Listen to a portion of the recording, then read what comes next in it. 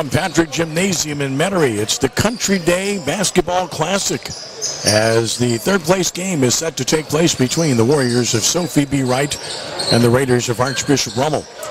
And a pleasant good afternoon to you. Ken Trahan joined by the coach, Bill Gallagher. It's great to have him back.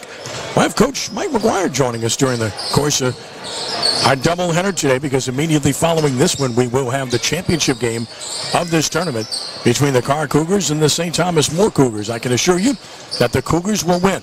There's that. But first up, the consolation game, the third place game between Sophie B. Wright and Archbishop Rummel. Sophie B. Wright's been a very good program in recent years under Jason Bertrand. Had a quarterfinal appearance in the state playoffs, and they've got length, they've got talent, and Sophie B. Wright is really a solid basketball team. Bill, great to have you with us. And Sophie B. Wright, first of all, they've got length. You look at their team, they got 6'4", 6'7", 6'3", 6'4", 6'5". There's a lot of length on this team, and that presents problems not just for Rummel, but for a lot of teams that they play. Yeah, and they got a lot of youth too. They only got one, two. I see 4 seniors on the team, and the 6'7" kid happens to be a freshman. But you got a good coach there in Jason Bertrand. He's been around a few years. Took over at Sophie B a few years ago, and has really done a tremendous job there. And it's kind of the same thing over on the Rummel side too. You got two really solid coaches with Bertrand and Scott Thompson, who really done wonders with their programs. Well, you look at what's happened thus far in the tournament. Sophie B. Wright defeated Hanville, who's a really good team, 69-60 to advance. And then Sophie B. Wright knocked off the host team, the defending champion, Country Day, 51-46. Those were 2 very good wins for the Warriors before the Karr Cougars, who now are full with their basketball players merged with their football players, defeated Sophie B. Wright 57-47. As for Archbishop Rummel, Scott Thompson, a state championship coach whom you know very well, took his team to the state quarterfinals a year ago and lost a narrow 3-point game to the state champion in Catholic High. And I thought Scott did as good a job as anybody last year with his basketball team. Yeah, I don't think he's where he wants to be. I think if you talk to Scott, I think he would say, they're not quite where he thought they would be at this point. But that doesn't take away from what he's accomplished over a few years. Rummel beat De La Salle in convincing fashion, 70-52. Lost to St. Thomas More, who looks the part of a real contender statewide in the game that was played here last night by a 50-42 margin. So Rummel's competitive. They lost to St. Thomas More in the semifinals here a year ago. And when you talk about their team, you talk about workmanship. They don't really have those dominant players at all. They don't have great size by any stretch, but they play hard, which is a staple of Coach Thompson's teams, as you know, having worked with him. Right. Absolutely. You find these kids that they buy in, they take their role seriously, and it takes all those kind of kids, and it takes a good coach to mold all those kids together in a good team. Well, I'm sure you remember last year we were here for about 5 hours waiting for the championship game to end, I think, something like that, and it went quadruple overtime, and Country Day defeated St. Thomas More 66-62. You can go back and watch it anytime you want, always free at CrescentCitySports.com. Great memories. I was a little bit fatigued calling it, to be honest with you, and it's all about the guy that joins us now, the head coach of the Country Day Cajuns. And last time I checked, he's won, 6, 7 state championships. I've lost count. It's something like that. But it's great to have Mike McGuire with us. Mike, first and foremost, welcome and thank you for having us here. Well, guys, thanks for coming. This really adds to our tournament. We've been doing this a long time, and with you guys coming out and broadcasting and getting people from all over the country, much less the state, to tune in, really helps the tournament itself and the reputation of the tournament. And we've had some really quality teams. I heard y'all talking about St. Thomas More. We've had Scotlandville, who's been a champion. The Karr Cougars are going to be playing. They've been in 5 or 6 state championships of the Country Day Classic. Yeah. And man, they're a quality program as well. So it's really fun to put this on every year. We've had Brother Martin when they had DJ and all those guys. We had Washington Marion. We've had a lot of teams from all over the state come here and put on shows, and it's been a lot of fun. Let me mention about what's happened already here today in the first consolation game, 7th place game, if you will. De La Salle 59-37 over St. Martin's. Good performance by the Cavaliers. And then the game just concluded. A very competitive game down in the last seconds. John Curtis Christian defeated Hanville 57-54. And Archero Manning had 29 points for the Patriots in that game, which sets the stage for this one. We talked about Sophie B right before you jumped in earlier, but Jason Bertrand's done a consistently good job with this program. He's got really good length on this team. Yeah, we played them 2 nights ago, and they're really good. I thought their guard play was exceptional. The Landry kid, he's a pleasure to watch for the fans, but not for me as a coach. But he's really good, and number 22 is also very good. Washington. Yeah, Washington is really good. So they've got good length, as Kenny said. They're tough. They got some thickness. They don't get pushed around. They really competed last night against Karr, and Karr got the best of them. Karr was a little bit too quick for them, but they're very good. Yeah, we'll talk about Karr St. Thomas more. Of course, we'll have that one for you live following this one, and we'll get into that one a little bit later. How many years now for the tournament, Mike? I think 23. We had the COVID year. We were the Katrina year we were off. With COVID, we actually played, but Katrina year we were off. But so 23 years. It's been really a lot of fun. How many of them have you won? We won 2. We got a tip-in against De La Salle in 2018, and then last year we took it to 4 overtimes to beat St. Thomas more. So, but we've been in the hunt, many of them, but they were really good. You only won 2? Bobby Knight won his every year. Come on. You know what I was going to say. One of the reasons why maybe it was only 2 is you never have any bad teams in this tournament. That's exactly right. Back in I think it was 04 when I was at Brother Martin and we had DJ and those guys. We lost 4 games all year, and one of them was right here. Yeah, north side. North side. Yeah, and they beat the Dickens out of us. Well, and we had a really good team that year. You don't get a pushover game in this tournament. No, you have to play 4 nights in a row. Really high-level basketball, and every coach that comes, they complain that it's too much, and then when they leave, they say, you know what, we needed this. So it's really a high-level, 4 days of intense basketball. Every possession counts. I remember that game. We had the gym packed, and DJ, and they had a bunch of Division I's on the other team as well. And boy, that was a great game. But yeah, we've had teams like that. Scotlandville's won it, 4 or 5 times, right. And they came in here with Devontae and those guys, Beekman, so it's really been a lot of fun. Yeah, I tell our kids all the time, we hope we can get there to the championship game, but we know it's going to be a dogfight to get there. So we've got Sophie B. Wright and Archbishop Rummel coming up. Of course, the championship game to follow, as mentioned, between the Battle of the Cougars, St. Thomas More, and Karr. And had people in and out. Nice attendance during the course of the event. Of course, we always enjoy being here at Patrick Gymnasium for this event. Looking around the state right now, Mike, it's pretty interesting. Bill got a look at Madison Prep last night. That's an awfully good basketball team. They might be as good as anybody in Louisiana right now. Yeah, Jeff does a great job at Madison Prep, and I don't know how many championships he's got, but I know this. Every year they're tough, and they've got Division I players, and he really coaches them up. I know earlier in the year they beat Newman. Yep. And I know he plays a really good schedule. They'll travel, they'll go and play some really high-level teams, so they're prepared every year for the state championship. Big fan of Ponchatoula. I think Tom does a great job. Of course, I think he's got the best player in Alan Graves, who, to me, has no weaknesses. He's just a really good player. Yeah, unfortunately, we played them last year. I found that out. Man, is he good. Yeah, a lot of people found that out last year. He is really good. A team I'm really interested in seeing is Iowa. Yeah. I think Iowa has beaten Madison Prep, which is amazing, and they're in the Sunkiss tournament next week. So, there's a lot of good teams in that tournament too, and Iowa may be, and they're not a sleeper. I think they're ranked number 1. Yeah, power rankings. Agreed. They are very good, and I agree with you there. They are, they're from another part of the state, so we don't get to hear a lot about them, but they're very good. All-State Sugar Bowl National Prep Classic, January 3rd through the 6th. We look forward to covering that as well. We'll present all championship games of that event to you, per usual, at CrescentCitySports.com with some top teams from around the country and some top local teams with 5 different brackets, 2 girls and boys, and a junior high bracket this year as well for that particular event. So we're looking forward to bringing you that one as well. Starters being introduced will set the stage for you with all of those starters for each team here momentarily. And tell you about the key players on these teams as well.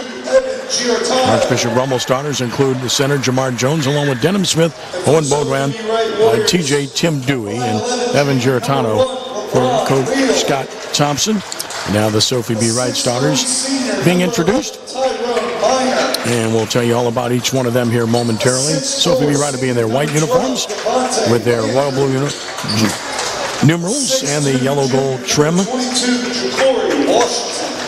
As the final starters are being introduced as we speak, I'm going to pass them along to you. It'll be LeBron Leal, along with Tyrone Minor, Devontae Landry, Ja'Cory Washington, and Paul Chester. For Coach Bertrand, Raiders will be dressed in their scarlet red uniforms tonight with the Columbia blue trim and white numerals. Giratano will step into the jump circle. You'll see a noticeable length difference. Sophie B. Wright will clearly be the taller team here tonight. As mentioned, it's really it's a Rummel team that it's not devoid of talent, but it's all about their work ethic. They've got to work and they've got to grind it out to beat opponents. They did a really good job of it last season. On the year thus far, Sophie B. Wright 6-4, Rummel 7-6. Rummel now has its football players, most notably Jamar Jones, back in the fold, and that makes a difference with a lot of these teams when they get those football players back in. Well, you can really notice that with Karr right now. And there's no question about it. Just beginning to gel, and that's that's part of it. Is when do you gel with those guys? You probably got some guys too, Mike. Sure do. And it just depends on when you can get those guys to gel together with the guys that have been out there. It'll be Tyrone Minor jumping it up with Evan Giratano for Rummel as the third place game is underway, and the tap goes to Sophie B. Wright in backcourt, so the Warriors get the first possession. This is Devontae Landry, picked up by Dewey, who's quite a defender. Dewey will be all over the place. We call him the human bruise, and he sticks with him there. Look at this, right away, he's got a steal. It's amazing. Bill, we talk about him all the time. We talked about him like that last year. He's like a gnat. He just gets, you got to swat him away sometimes. So Raiders on offense, this is Smith. They'll run motion. Dewey, nice pass to Jones. Good step under and through for the basket. Well, he's a good post player, isn't he, Mike? Yeah, he's a wide body, and he's very good. He's got great hands, good feet, and that was a nice finish right there for the 2 points. Good angle pass from Dewey as well on the other end after he got the steal. So Raiders draw first blood. Both teams playing man-to-man to open the game here. This is Landry. Nice spot to get the shot off from, but Jones gets the rebound for the Raiders. Here's Dewey taking across. He is left-handed, so you'll see him working the left side continuously there. The pass knocked away and stolen. So a turnover now for each team as Minor comes up with a turnover here. This doesn't figure to be a high-scoring game. That's not what we expect out of these teams. For three, that's off the mark. Block out is there, and Smith has the rebound. Denham Smith all the way. Nice runner. Yeah, very good shot. Nobody stopped the ball. Well, he's a good shooter, so you've got to play him from the three-point line. You can run him off that line, but he can put the ball on the floor and get where he wants. So a 4-0 lead at the 6:33 mark of the first quarter here. Of course, these are quarters in high school basketball. And, of course, you got the foul limit in quarters now at the high school level. Talk about that, Mike. Yeah, so they did away with the 7 fouls and then for the 1-and-1, and then 10 fouls would be 2 shots. Now what they're doing is the 5 fouls per quarter. So on the 5th foul, you shoot 2 shots. So they're trying to eliminate, the cheap fouls and people fouling to get to the 1-and-1. Now they're rewarding the offense with 2 shots. So it's going to change the game a bit.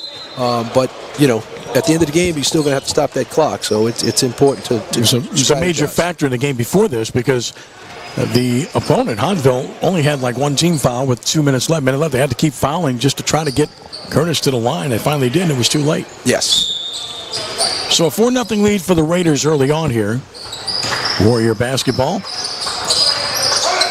Washington beat his man off the bounce, up and under, and a block. 2 shots coming.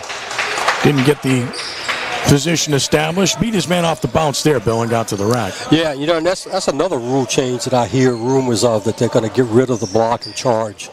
Yeah, it's really tough. It's the toughest call in the game, and I thought that was a good call. But I did too. Yes, it's moving. Yes. What will happen is that they're trying to establish that making sure the feet are set and then the shoulders are squared up, and it's tough for those refs to get that right when these guys are so elusive. Washington missed the first. Yeah, and Washington's one of the good ones, getting to the goal. Missed them both. Dewey the rebound. I'd rather see the circle like they have I think that's in coming. the NBA instead of taking it away. Yeah, I think it's coming. I think you're taking away some aggressiveness on defense. Good inside out there. Giratano passed up the shot. Well, matchup zone here. Yep. He's about to say that. Yeah, Switched off. Took a second for Rummel to recognize. So matchup zone here from the Warriors. Raiders showing patience. Tried to feed the post. Knocked out of bounds. Right angle, right idea. Not quite the accurate pass she needed there. You know, and that's what Rummel has to do. You know, they've got to be able to execute almost flawlessly.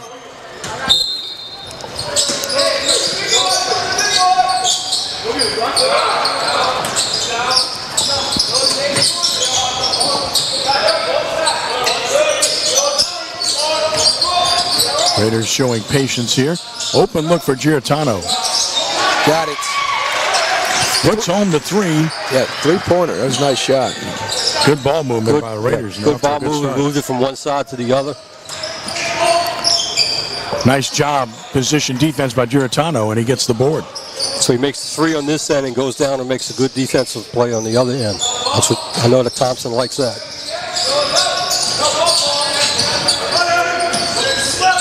A lot of movement here. You'll see that continuously from this team. And they're really trying hard to get it inside. That's a good move right there, but he couldn't finish. Dewey for the board. No foul.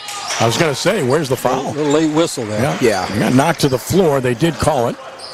And that's going to work on Landry, it appears, his first. And the first foul. Now, Rummel's problem against St. Thomas More would have had a better chance in that game. They were 3 for 12 from the free throw line. Yeah, and you got to make free throws. You cannot do that. Yeah, when you miss free throws, it really is almost like a turnover because it's opportunities to score, and as you said, it's going to be a low-scoring affair. So you got to hit free throws. And you know, Deshaun Smith in for the Warriors. And by the way, why do left-handers always look good shooting the ball? Yeah, they're smooth. This kid's he's really smooth. What I mean, is it just me? No, you're right. I've seen a lot of great lefties, and boy, they. I looked good. It still didn't go in, but it looked good when I let it go. I had the nice spin and everything, but it just wouldn't. It wouldn't go. Great start for Rummel, off to a 9-0 lead here over Sophie B. Wright. If you talk to some of the observers, they would have told you that Sophie B. Wright would be a slight favorite in this one. That's a walk there, or they're going to call a blocking foul. Blocked first. Yeah, it was tough. It's going to be on Giratano. It'll be his first, team's second. Yeah, I think both these teams are good defensively, and yeah, coming into the game, I think I would have given an offensive edge to Sophie. Yeah, the size edge, and just talking to a lot of people that have seen both earlier. They've got the length, but Rummel with Jamar Jones has got the width. Yeah. Yeah, Rummel's strong. 3-ball, and that's Landry on the board. So, yeah, Landry will get going. Landry knocks home the 3 to make it 9-3. Sometimes you just need to make that first one to get you going. And it was a contested 3 as well. Yes. Man to man, Landry's following everybody, so should go into the post. Post up Jones, there you go. You called it. Up and under. Finishes. Well, he's sound fundamentally. He's really tough, and they don't have a big, they don't have any size that he's got, so it's going to be tough for them to guard him. 11-3 lead for the Raiders. Look at the crossovers here for 3. Wow. That's impressive. I'm going to say at 2. Game of 2. Game of 2, Washington's first 2. Foot on the line, but that was a heck of a play. It really was.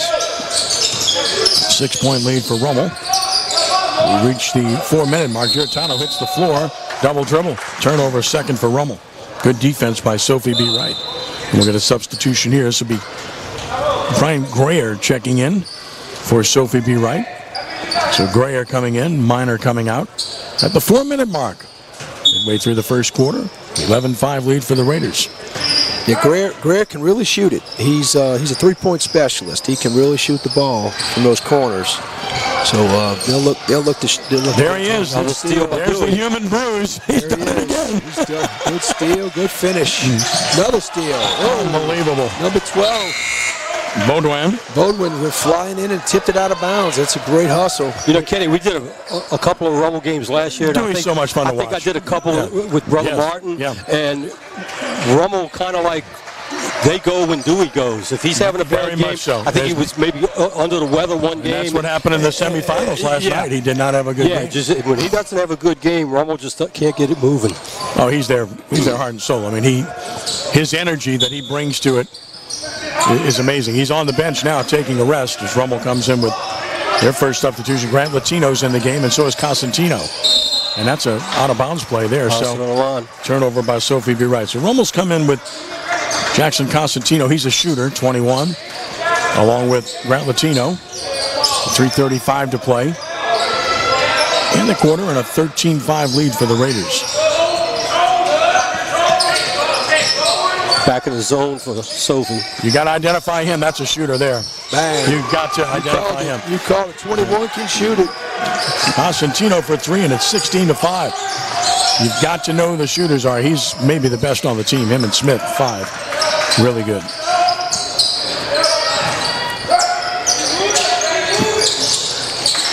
Good job defensively there, but Sophie B. Wright will keep it. Rummel switching and helping very well on the defensive end. They're really moving their feet and playing well. When they drive the ball, Sophie drives the ball, they're running into somebody every possession. So I know Thompson's happy about that. Monte McKinnis checking in for Sophie B. Wright. And DeJohn Smith coming out. And when Rummel lacks in size, they make up with their hard work, with their hustle. Open 3 ball. Long rebound, though. Wisely kicked it back out. That's a tough shot. He made it. Wow. Nice. Away. Wow. Hand right in his face. Right. Good defense, better offense. That's Landry. He's got 5. It's a 9-point Raider lead. Feed the post. Jones a good passer from the high post. Joseph's in the game now. There's a good shooter. Smith. Back rim. Long rebound. Good pass. Nice pass. Good court awareness. Denham Smith from Jones on the assist. Raiders up by 11 once more.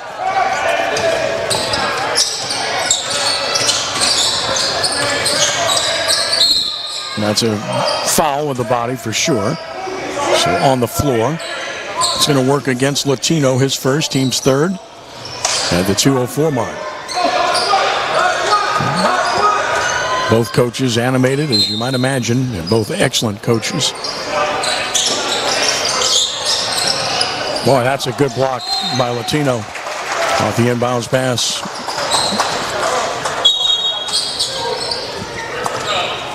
Substitution is Sterling Minor returns for Grayer.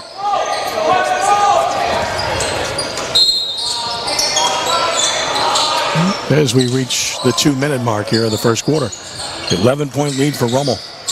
Man-to-man all the way for the Raiders.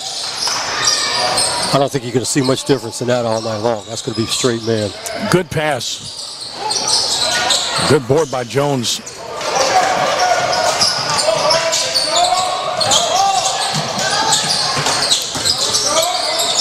Smith, short. Chester the board.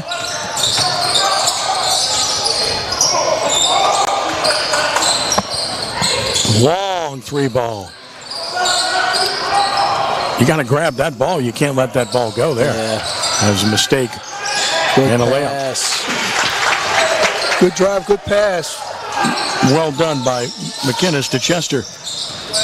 And it's a 9-point lead for Rummel. Jones inside. Tough to stop him there. He'll get to the line. He's too strong. Yeah, he gets it that deep. They're in trouble. Sophie's got to keep him out of that low box, and they got to double down if he gets it, because he's make him a passer. He's too good. He's looking to score every time he gets the ball really too. That really makes him even more dangerous. You can't. But he's a good passer. He is. But he's looking to score. They got to respect that first. Yeah, he's strong. Jamard makes the first. He's got 5 already to go with 2 boards and an assist. As Dewey returns for Smith.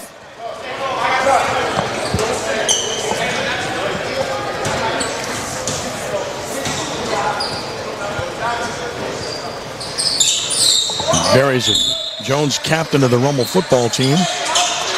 Just an outstanding offensive lineman and just a junior. Hurt his knee and missed almost half the season. He came back, and you see what he's doing now. Yeah, they put the scores on the wrong side. Should be 20-9 right now. I think they're fixing it now. Fixing it. There he goes. Should be 20-9. Under a minute to play in the quarter. They still haven't fixed the other side, and we get a foul here. Didn't see who the foul was on. I tried to catch that and I missed it. But the scoreboard's still wrong. It should be 20-9. Free throws coming here for Washington, who's got 2 points in the game. They fixed it now. Now they can change it again. Washington makes the first. Well, he's going to fix it anyway. He said, hey, you had 11 up there? I'm going to make it 11 here, no problem. And he's eminently capable of doing so. One of their 2 stars, along with Landry. As McInnes returns for Sophie B. Wright. Second by Washington. No, that doesn't go. Cosentino the rebound. So it's a 10-point margin here. See if Rummel chooses to be patient with under a minute to play in the quarter. Feed the post. Jones is resting right now for Rummel. So it'll be more like inside out rather than outside in. Good shooter, Cosentino. Got another one. Good shooter.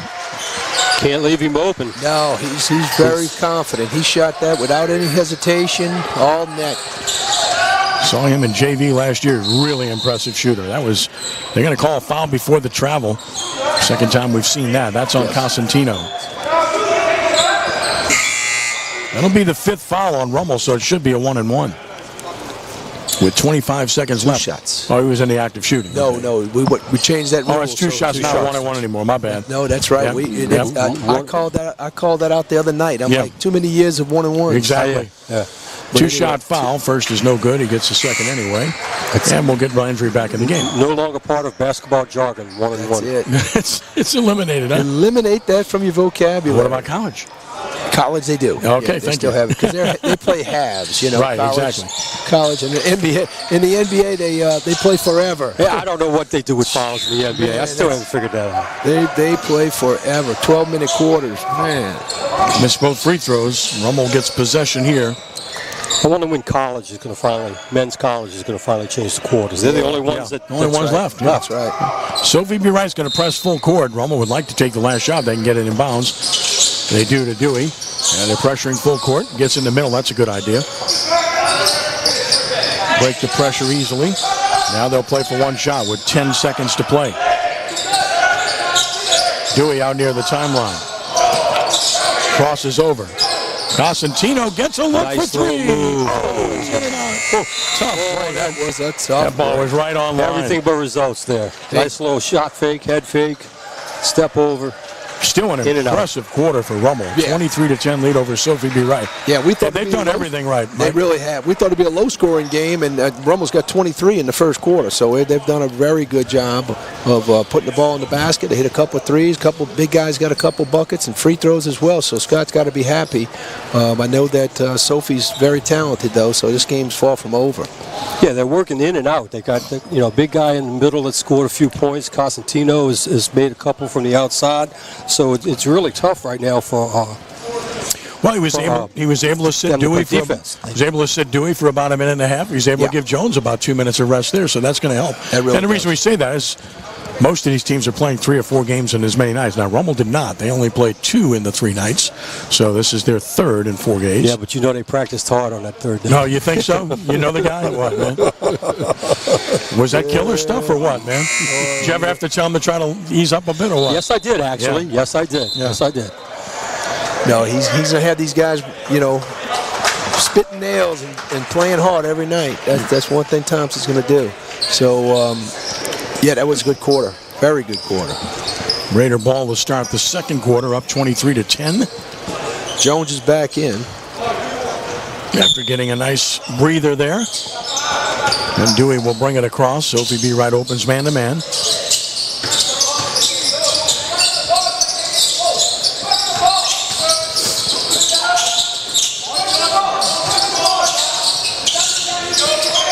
There you go. Great pass. There you go. Great back screen. Jones set the back screen. Great pass into the post. Bode ran the assist. And a 15-point lead, biggest of the game for Rummel. Just keep working the ball till you get the shot you're looking for. Long 3 ball. Wow. He nailed it. Wow. He's good. Landry again. A lot of air on that shot. Landry's got 8. He's keeping them in the game. He really is. 25-13. They're playing a switching man-to-man, so they got that back screen. Jones should be open. There he is. He gets it inside. Dewey steps out of a great pass to Smith. Boy, that's good. That's just good basketball. They're really running a good offense right now. Those last 2 possessions have really been excellent. Well, Dewey's a winner, guys. He does everything well on the basketball court. He's not that big. He's not that fast. He's just a really good player. Off the bounce. Long rebound to guess who? Dewey. Dewey runs it down. Good block out by 32. Lefty going to the rack. Lost control. Oh, that's a great save. Yes. Great job right there by Giratano. That kind of summarizes Thompson's teams right there. That's it. That's it. You don't quit. You used to say play to the whistle, but now it's play to the echo. Yeah. Till the whistle stops. Modron, the inbounds pass. Good shooter here. Great pass. Great pass. It'll send him to the line. Jones gathered himself before going up. Then enable the defense to recover, but they pick up the foul nonetheless. And 2 shots coming on the foul committed by McInnes' second. So here's Jamard back at the line where he's 2 for 2. He's got 6 points in the game.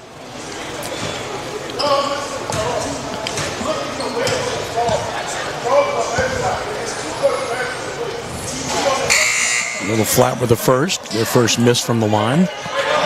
And a substitution here will be Leal back in. Jones trying to split a pair here.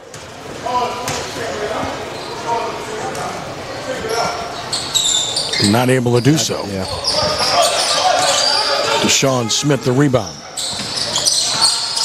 Off the dribble.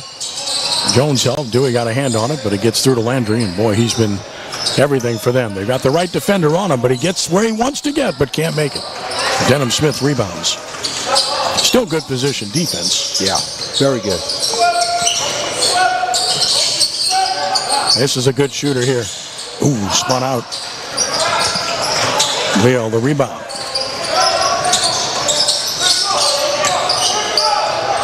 A 14-point lead for Rummel. Under 6 minutes to play in the half. Gotta watch for the 5-second call there. Dewey sticking with Landry.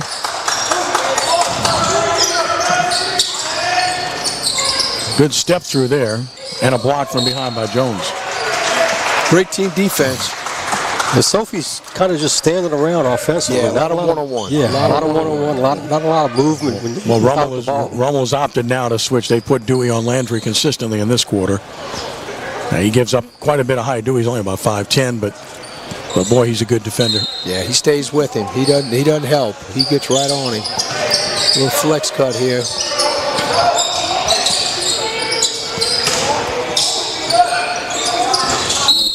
That's an offensive foul on a moving pick against Deshaun Smith. It'll be his first. Only the 3rd turnover. We only had 5 turnovers in this game. It's been cleanly played. Yeah, really has.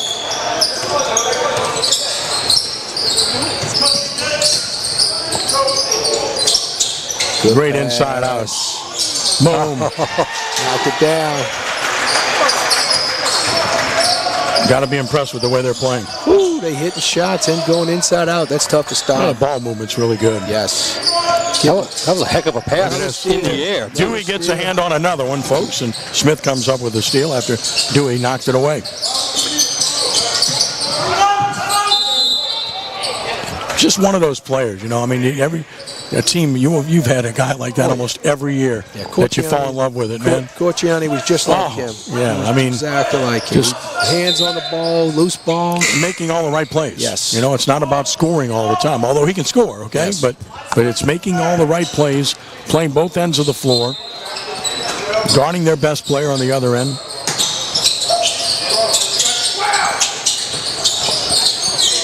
The other thing that's good I like about what they're doing, their spacing's really good. Yes, they really run a great motion right now. That's why they practiced the other day. Yeah, hard cuss. Here's another one. Great move. They beat him off the bounce. Wow. P.J. Dewey. Yeah, he's tough. He's got 9, and the Rummel lead is 19. Rummel about ready to come in with a trio of reserves. Hard to replace this bunch the way they're playing. Good fake there. Can't finish. Another contested shot, though. Strong rebound, though. Yeah, it was. And that'll result in a foul by Giratano. Yeah, is that Minor? Minor's really good on the glass. Very good offensive rebounder and very unselfish. He's a good player. Good player, good length. Rummel with shock troops coming on. You almost don't want to take that bunch out. Just said they're playing really good basketball. They really are. I know he's trying to keep them fresh. Right, I understand the substitution, but sometimes it's like, Coach, leave me in. Well, he's got Dewey resting right now as we approach 4 minutes to play. So Landry now draws Latino guarding him. Washington draws Smith, who got a hand on it, and Constantino has it. Constantino's trying to go the distance. He will. He does. Good finish. Great finish. Oh, wow. They throw it away. Not good body language there. Yes. No, they're kind of worn out. Rummel up 21. Sophie's heads are down. A good timeout here. Good timeout by Jason Bertrand. Rummel, they got a team full of Herb Jones and Dyson Daniels out there right now. They're just getting their hands on the ball. On a lot of balls. A lot of deflections, a lot of steals.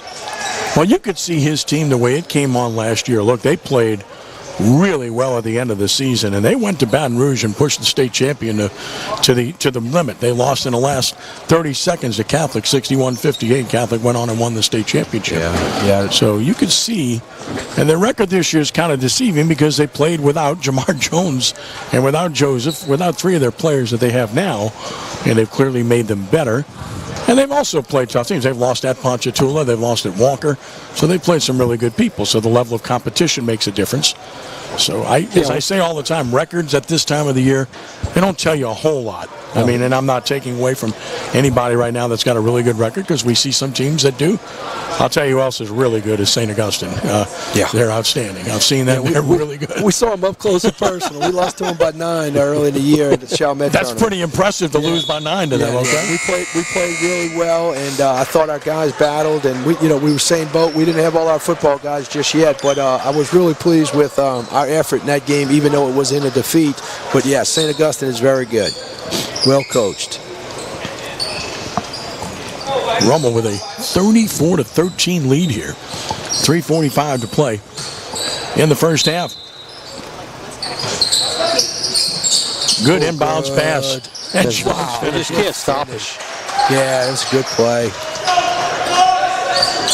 It's a well-coached team that's playing very well. And a 23-point lead. Here's a shot for Landry, getting through that elevator. Look at the movement, Rummel's defensive movement, the way they're moving their feet. Great pass by Landry. That was nice. Two-shot foul here. Constantino gets the block, but he gets part of the arm from behind. And that's what you need to see more of. The dribble penetration by Landry, trying to beat him. He doesn't have Dewey on him right now, so it makes a little bit of a difference, right? Yeah, he can get in the paint. You're right about that. That one's way short by Brock. They're struggling big from the line. Yeah, the free throw line's get hurt. It's hurting them. Good shot. Second one looked better. Splits a pair, and that ends the Rummel 11-0 run. So they get 36-14. Raiders can afford to rest guys a little bit longer now with that lead. Still have Jones to take care of business. Baseline drive. Joseph with a reverse. Oh, nice move. Chance Joseph. He's back from football. Makes a difference, too. And it's 38-14. He's got a football body. He does. Look at that fadeaway. Wow. Everything's contested, though. Every shot is contested. Good step through. Good idea on the pass, knocked out of bounds. You know, it's like hitting in baseball. If one guy starts hitting, it's contagious. It really is. You know, and so this is like, everybody's stepping up and making shots, playing defense, getting deflections. Yeah. They've got it rolling right now. They really look good. I just love the spacing and the ball movement. Strong move and draws the foul. I love the way Denham Smith attacked the hoop there because he's a shooter. Yeah. And to see a shooter attack the hoop like that, good things are going to happen. Yeah, I was just about to say, I like the way he's forcing the contact. He's not afraid of the contact. One of the few seniors on their team In and out. Got 8 points in the game already, but missed the first here. So they've missed 3 in a row now. That was their problem last night.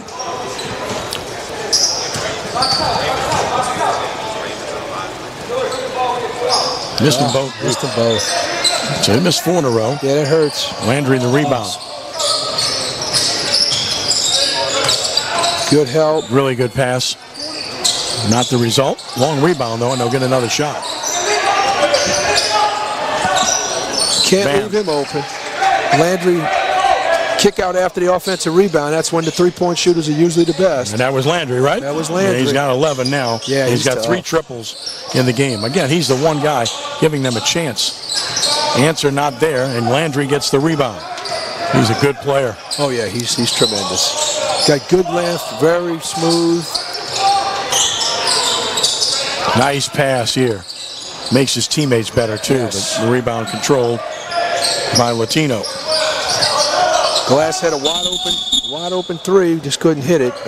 He's had 2 in a row. Corner missed and then missed at the top, but Landry's getting other people involved, and if they start hitting some shots, they could cut the lead. But it's 21-point lead for Rummel, looking good with minute 45 before the half. And a good timeout for Scott Thompson. Takes a 30 here. Let's see if he elects to put 1 or 2 of those guys back in. He's bought some minutes here. Still has a sizable lead, but able to buy some minutes here. Yeah, I think he keeps those guys out. I think that timeout is like a teachable timeout. You know, he's just notices something on the floor. He wants to clean something up a little bit. Rummel's hit 4 triples in the game, 3 different players, whereas Sophie B. Wright has 3 triples all by the same player. Yeah, Landry can shoot it. We got to see if Washington can get going. Washington the other night against us had 22 and Landry had 18, so they can both light it up. Raider basketball, they do indeed get Dewey back in the game here, and they take Jones out and rest him. So Rummel will spread the floor a little bit here. They're back in the zone. Sophie's back in the zone. See if they can change it up a little bit. Good step through by Dewey. Finds Joseph. Patience. Good shooter here. Cosentino, he's been hot, but not this time, but an offensive rebound. Again, rebounding on his own can be a problem. Nice step through by Dewey. Can't finish. Landry the rebound. Landry comes up with it, yes. Rummel got some good looks.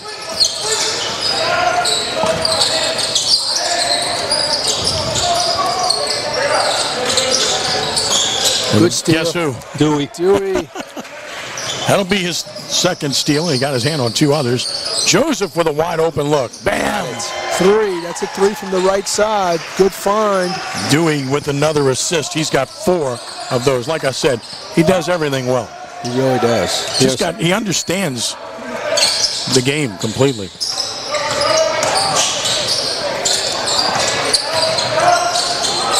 Good look here. Dewey will get the rebound. And Sophie had their chance. Yeah, they had a couple of possessions where Rummel didn't score, missed some free throws, but Sophie couldn't convert on their end. And Rummel certainly will play for 1 shot here. Yeah. With 21 seconds left in the half.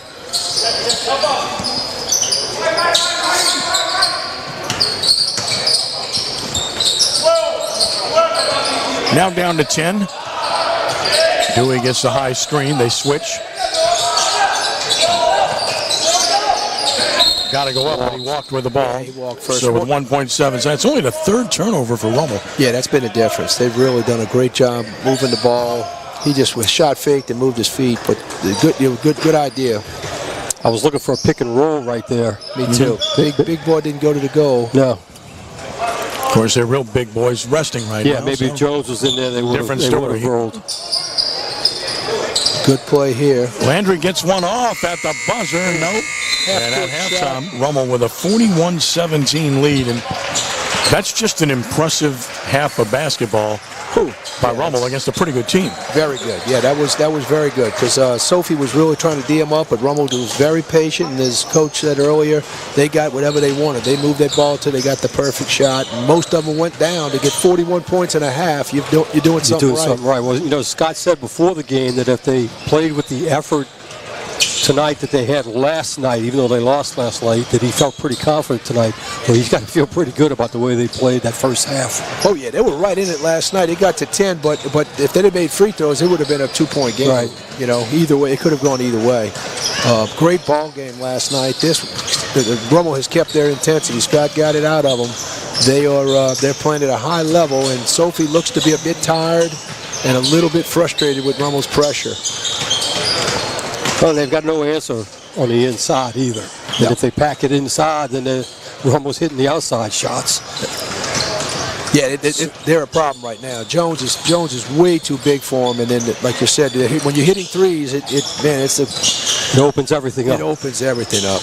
Well, we always talk about runs being, the thing to look for in games, and Rummel had 2 definitive runs in that first half. They started the game on a 9-0 run, and really established control right away, and they haven't ceded it since then. In the second quarter, the Raiders went on an 11-0 run to really open this game up, and they've maintained that very good working margin since then. The other thing they're able to do in the first half is their 2 key players, and they've got good players, but their 2 key players, Jones and Dewey, have had chances to sit not once but twice. They got some nice breathers there. Yeah, in the first half. He's playing a lot of people to stay fresh, very smart, because usually the second half is when your legs go out, and it looks like they're going to be fresh. They've played a good 8 or 9 players, so those kids look really. All of the guys are coming in and playing hard. And you mentioned the 2 runs that they're on, the 9-0 run, 11-0 run.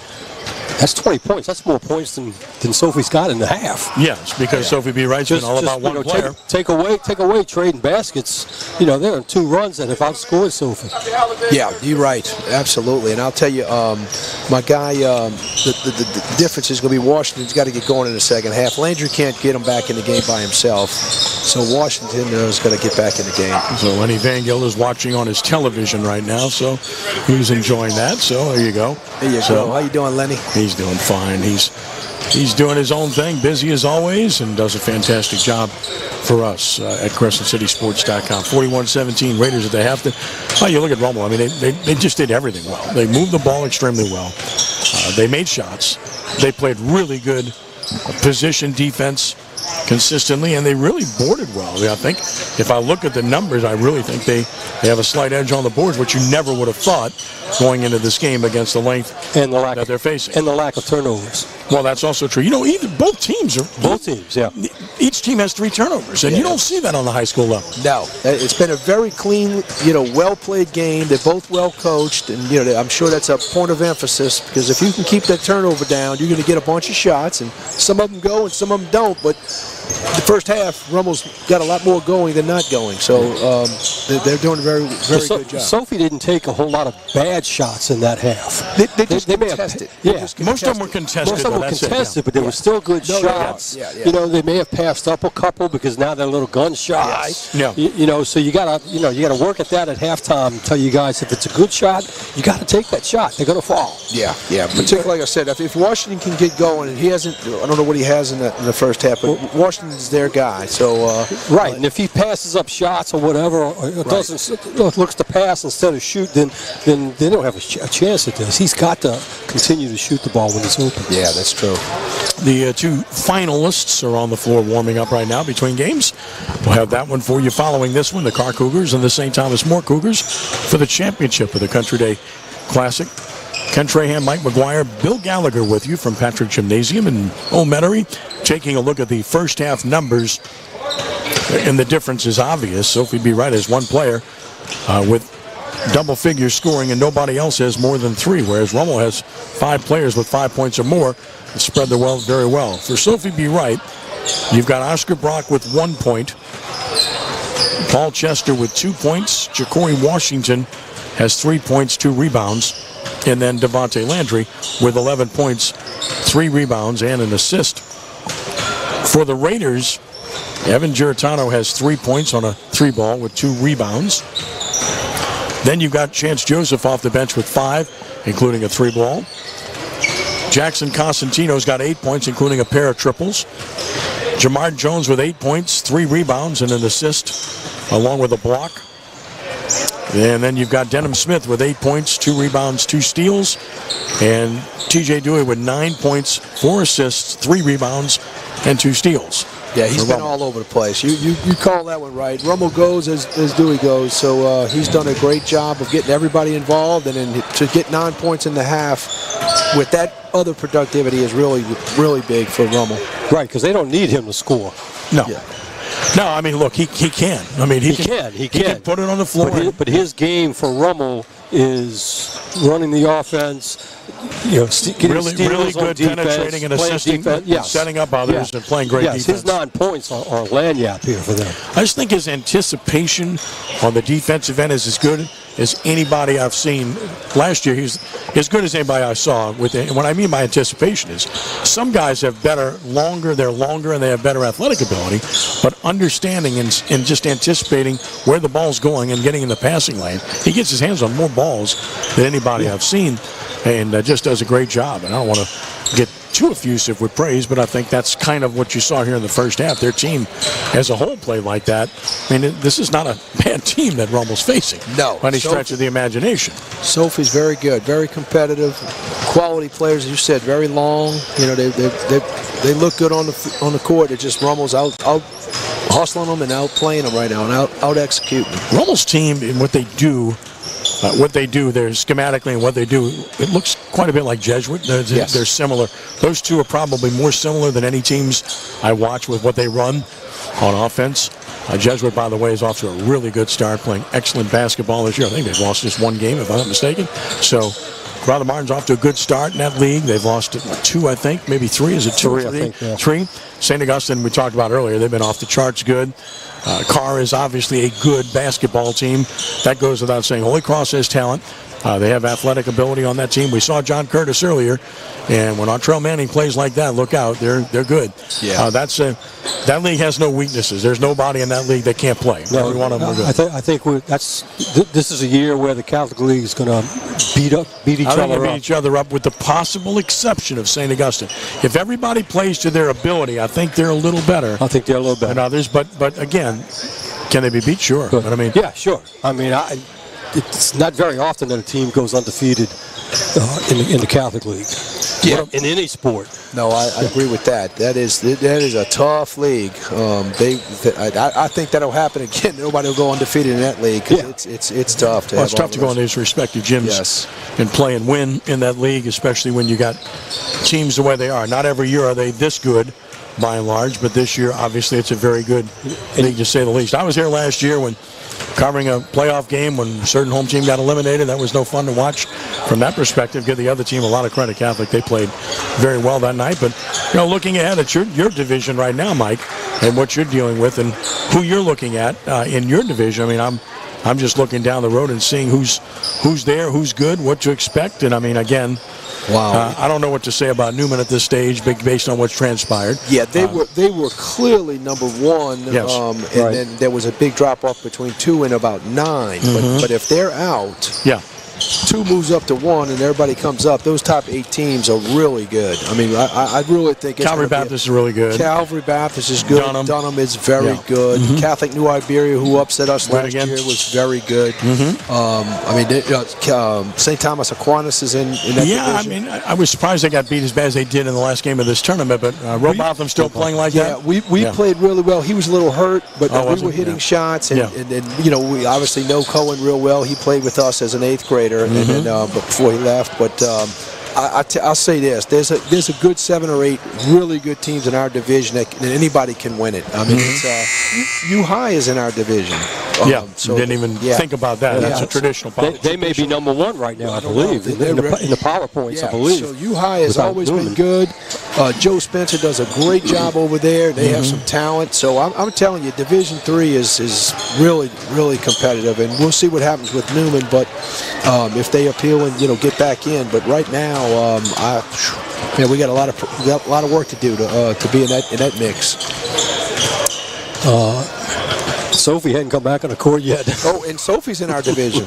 Sophie's in ours. And don't pay any attention to what we've seen thus far. They're going to contend. Oh, yeah. They're gonna absolutely.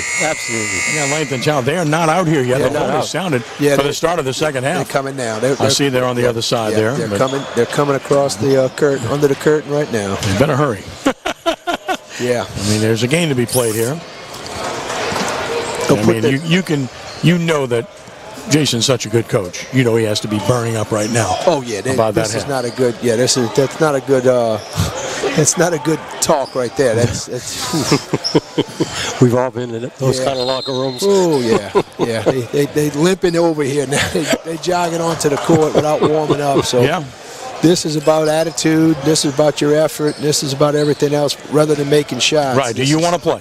Yes. Do you want to come play in day 4 of the tournament? This is about, do you want to practice on Christmas Day or not? That's it. Then play this half. That's it. Yep. That is it. No, you know they're a better team than they showed that first half. No and doubt. I think that's probably part of the message that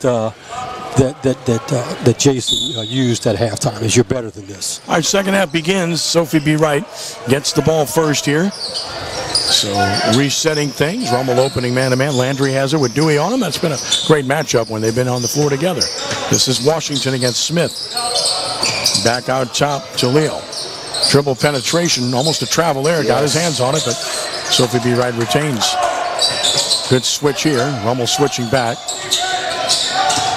Landry off the bounce. Good position defense played by Dewey. That's just good defense, guys. That's great defense. A good rebound by Jones. Textbook stuff, man. Yes, that was really good. And you can make that shot, but that's a tough make. Yeah, everything's contested. Every shot's contested. They're playing a lot of one-on-one. Good move. Oh, strong move by Evan Giratano. He's got 5. Again, they're getting balanced effort from just basically everybody contributing. And defensively, they just, we kind of talked about it a little bit, but they match up so well with Sophie. Yeah, they really do. Great block by Jones. Boy, he held his ground. And Giratano comes up with it. They run out. Looking for Dewey right here. Good pass. Good shooter, Denham Smith. He missed that one, though. Long rebound, and now a little bit of a break here. Washington, over the shoulder, draws the position foul from Giratano. Yeah. His third. Tough call. Yeah, it is. He's backing up on the play. Right. But that's his third, so he's the first player with any foul trouble in this game. He's the other length for Rummel at 6'4". Evan. At the line here is Ja'Cory Washington. They need to get him going if they want to have a chance to come back in this game. They need that second scorer. Yeah. And he is that guy, typically speaking.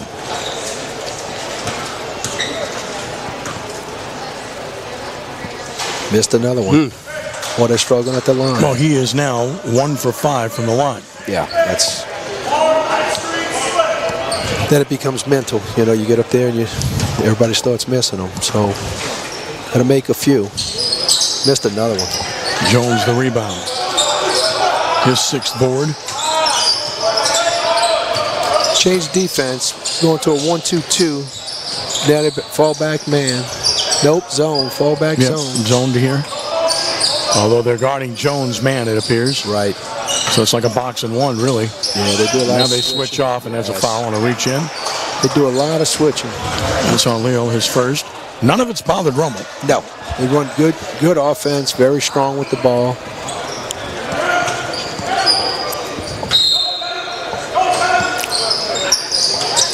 Dewey out top. Nice crossover. Good Gets to the screen. mid-range. Yeah. Boom. Good screen. That's by free Jones. throw for him. I mean, that's right at the junction. Dewey's in double figures with 11. The lead is 45-17. Good fake. Nice step back by Washington. But he can't finish, but got his own. As his defender had flown by him. Missed it short. Great job by Jones. Contested floater. Dewey steps through the double team, finds Jamard. Giratano. Baudouin.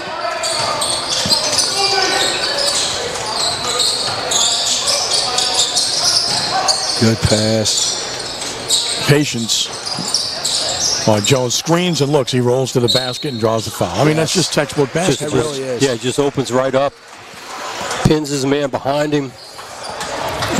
Foul goes against Brock. And they're putting on a bit of a clinic. I mean, they're playing the game the right way. Definitely. Fundamentally sound, great offense, not much pressure defense, but they're handling, every time they do switch it, they're handling it pressure. Good shot by Jones. Made free throw. It's 3 for 5 from the line. McInnes returns. replacing Brock.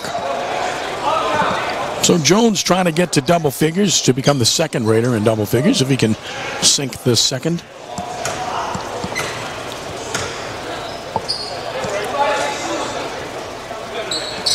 Too strong, but long rebound. Smith saves it. He gets fools on the line, so it'll be Sophie B. Wright ball. Yeah, good hustle. Rummel on a 5-0 run to start this half. Up by 29.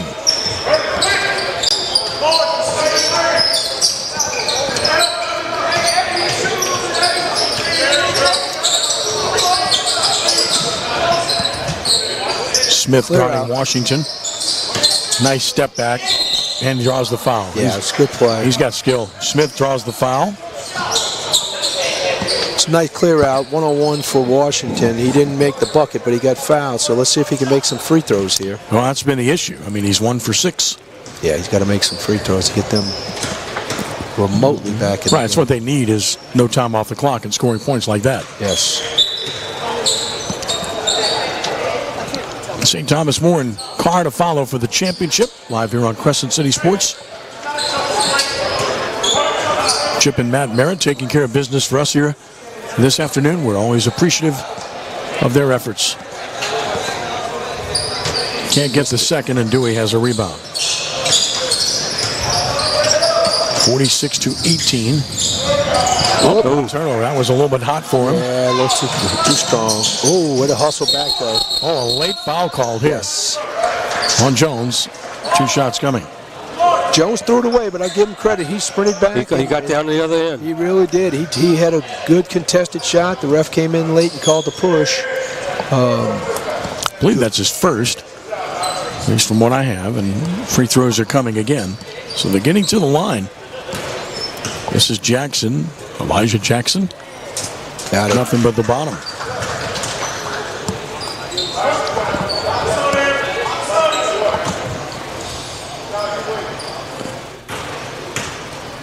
This is an interesting stat for you. Missed a second free throw. Smith rebound. This is the first time that they've scored on back-to-back possessions, and all they got out of it was 2 points. Yeah, one out of 2. Look at this pass. Great pass. Nice diagonal pass. Nice diagonal. Beat the press. Go sideline, the diagonal to the block for an easy layup. Well done. 48-19 lead. 4:25 to play in the third. Good penetrating kick, just can't hit that corner jumper. Yeah. They got wide. Glasses had 3 of them wide open. Here's another run out. Not quite the pass you needed, and a turnover.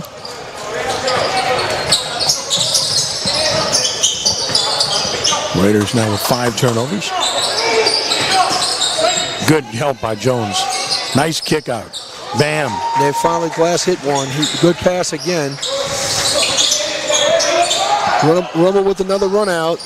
They fouled him. Going to the basket hard. So Giarratano will head to the line. Yeah. He had to foul him, though. He can't give him that No dunk. question. Yeah, you cannot give up that layup or a dunk when you're down 26. So good foul. Leal gets the foul. That's 3 possessions in a row where Giarratano got down the floor like that, pretty much uncovered.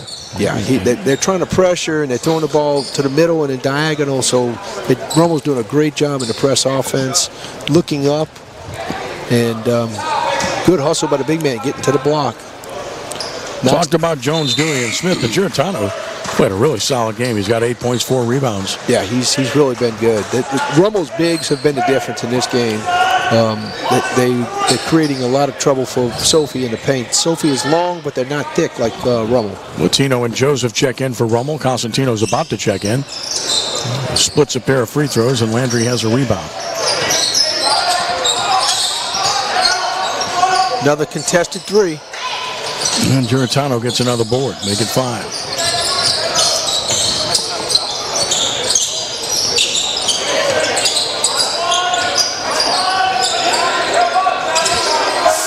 Thought Jones hurt his knee or ankle on that one. Well, he had a knee injury, of course, in football this year. Yeah, that was close. Still wears a sleeve on it. Good defense here. Pressure defense by Sophie B. Wright, but there's a hack. Yeah. But too much reaching, too many hands. I do like the fact that they've gotten more aggressive on the defensive end. Jones looks to be fine, by the way. And Dewey's sitting right now too, so that the offense isn't quite clicking like it was before. Yeah, not as crisp, but so a little bunched up right there. Constantino on a runner, won't go. Jones, good effort to get to the offensive glass, but Sophie they pushing it, got to the corner. Too much ball dribbling. Another contested shot by Landry. He's getting frustrated. He's trying to take over the game.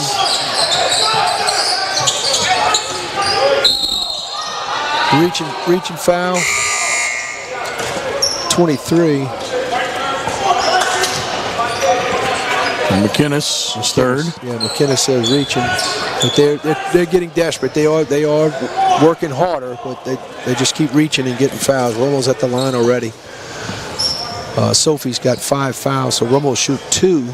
No more 1-and-1, so Rummel will shoot 2. Well, Jones has split 6 free throws, 3 of 6. He's going to get there a lot, so they really need him to make free throws at least at a 60% clip when you're talking high school basketball. Agreed.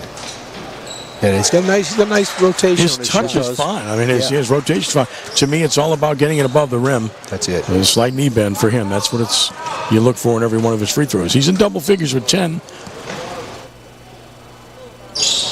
And now 11. There you go. Made them both. That was nice.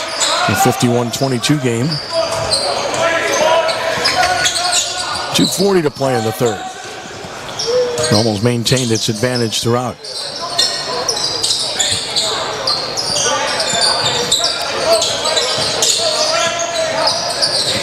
Good defense again, but good rebound. Good rebound. By McInnes. They're strong. Wow. Good baseline move. That's sweet. That is a sweet move by Washington. Yeah, Washington special. He's got some great moves. Good play. That's a bad pass, but got away with it. Got away with it. Got tipped, no steal. Rummel's got an advantage. Kick ball. That would have been a layup. Yeah, it was good play by 23 to kick that because it was a layup by Jones. Again, Joseph had the wide open shot if he wanted it, but I think that's indicative of the way this team plays. Yeah, they share the ball. Too early in the possession for that kind of shot. Yeah. Especially tonight. Look, I mean, he had him there. What's the whistle here? They're calling offensive foul on the pick. On Joseph. Yeah, it went with a little screen to screen underneath the basket, and two Joseph was a little too aggressive on the screen, so they called the offensive foul. A good play. Good pass to the corner. Blast from the corner. Bam. Yeah, that's his second one from He's in a couple now. Yeah, he's got a couple of threes. Let's see what we got here. Timeout? I heard the whistle. We're almost substituting Dewey and Giartano. Jones will get a rest, so will Denham Smith. Timeout for the substitution? I think the net swung up and they hurried up, made some subs. Okay. But it wasn't a dead ball. So they'll try to rest Jones for the final 1:55 of the third. Yes. Dewey's going to split everybody. Dewey's going to get there. Dewey's going to score. That was nice. Coast to coast, Dewey.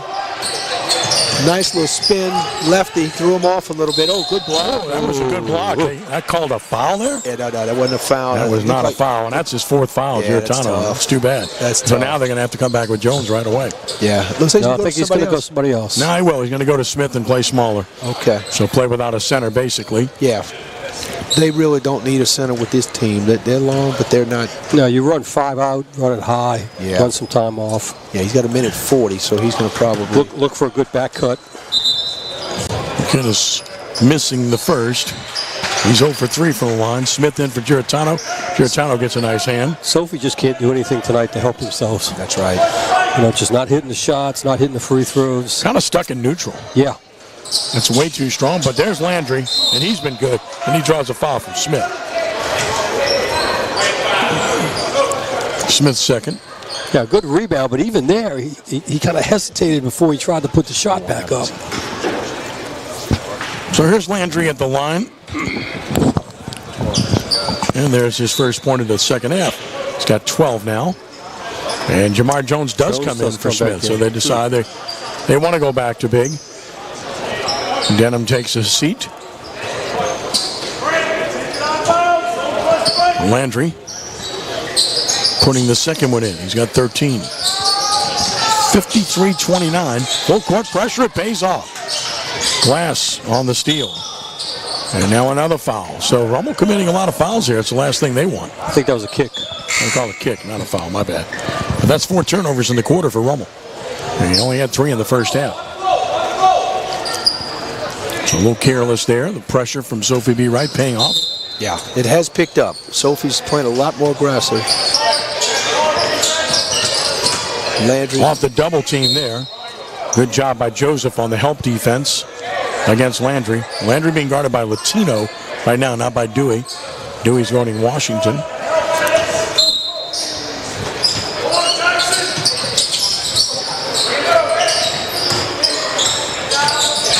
Landry's going to get there.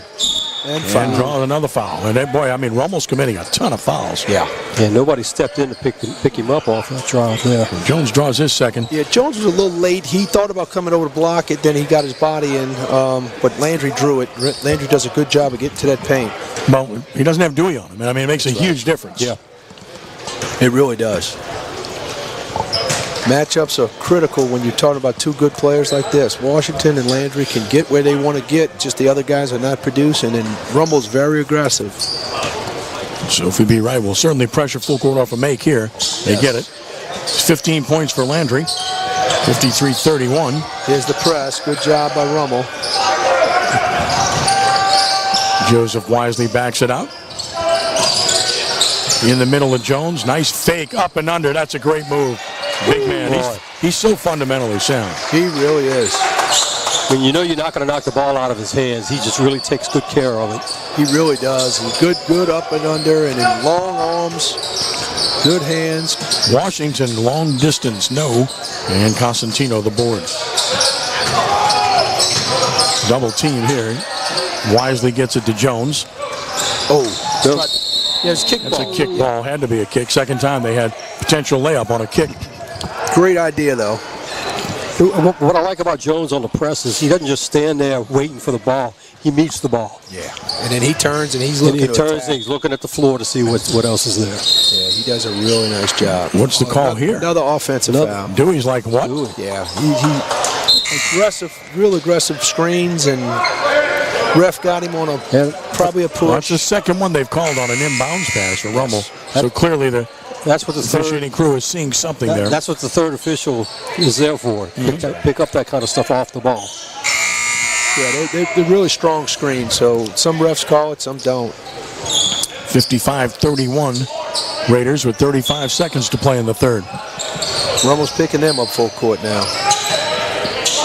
We'll switch up. 30 seconds to go. He just wants to kind of slow him down by picking him up full court. Landry's going to go one-on-one here.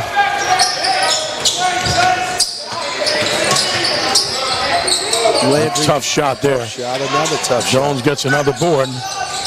They're doing a real good job. 13 seconds. Jones has got.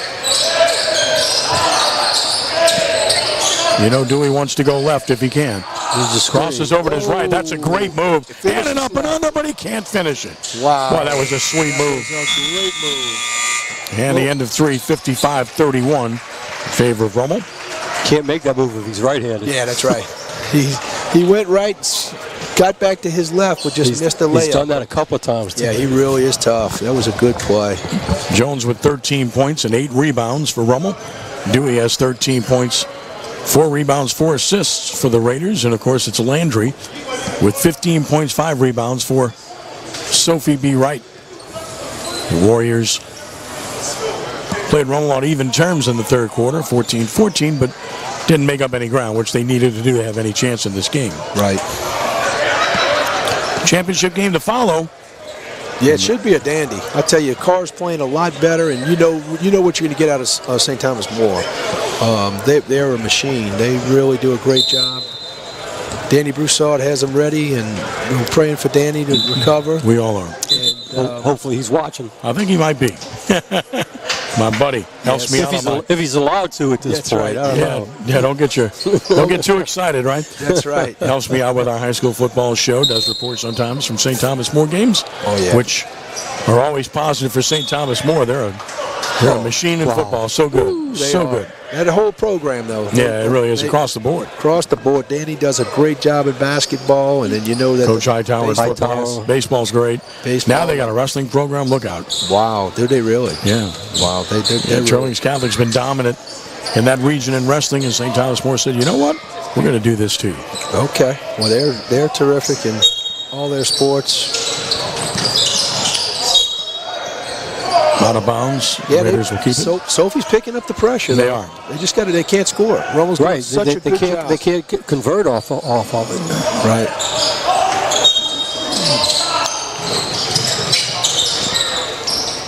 Inbounds to Dewey. In the middle of Jones. Oh, great pass. TJ on an up and under. Boy, he got hit hard. Yeah, he is not feeling good. Got hit right on the knee. It might have been knee to knee, maybe. I hope that's all it was, guys. Hate seeing that. Yeah. He got clipped a little bit. Guy tried to take the charge and stuck his knee out a little bit. And, I hope it's not. Yeah, he looks like he's walking it off. Tough kid right there. I have a soft spot for knee injuries now. You think? Me too. I went through that.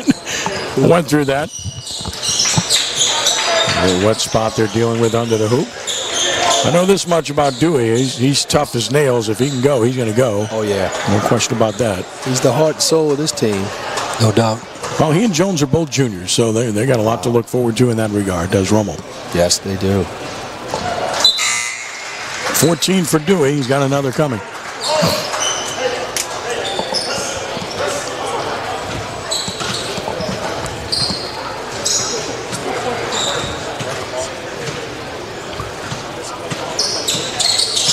Soft, no problem there. He's got 15. Lead is back to 26. Beginning of the fourth quarter. Third place game here, the Country Day Classic. Ken Trahan with Bill Gallagher and Mike McGuire. Looked off the defense, short. Dewey's knee's okay, guys. I think so. He got down the floor pretty quick there. Yeah, he was moving. He's limping a little bit, but he's a tough kid. They moving the ball again. They going inside to Jones. Give and go, but little errant. Joseph's a good shooter. Not that time. Good rebound.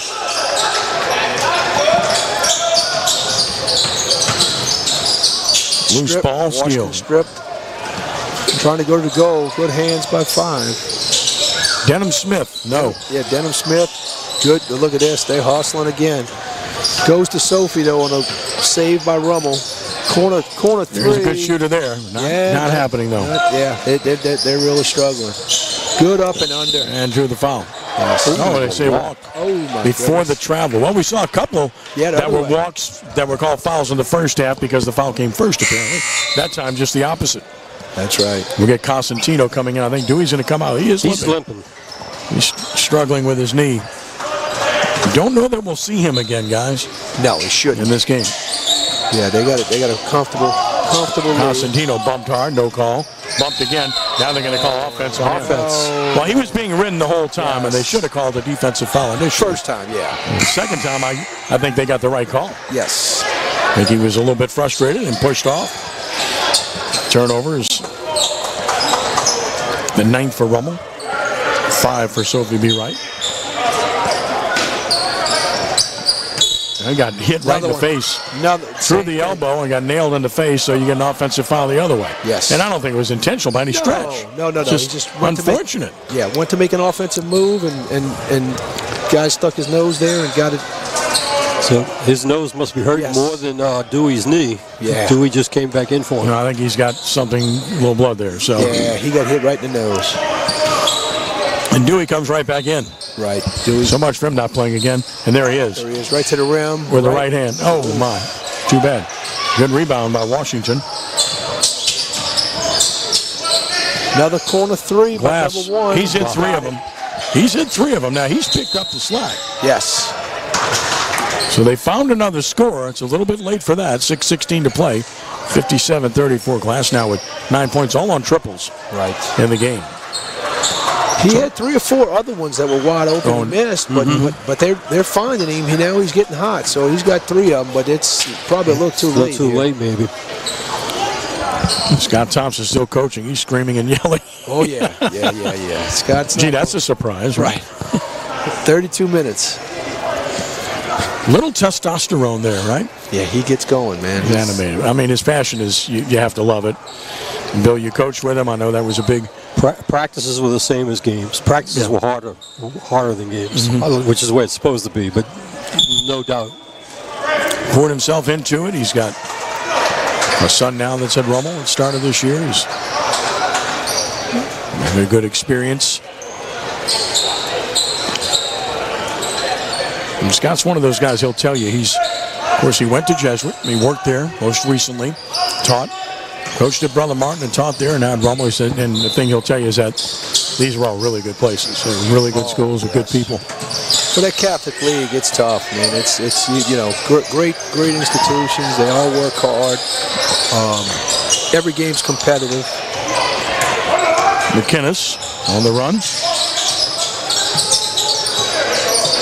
Sophie B. Wright's intensity is much better overall. The flop. He got it, though. Ford has hit the ground a few times. He's got the calls. Joseph, he does. Joseph gets the foul in second. Giving up his body. Lil Jackson's playing hard. Joseph will come out. Latino will come in. 5:53 to play.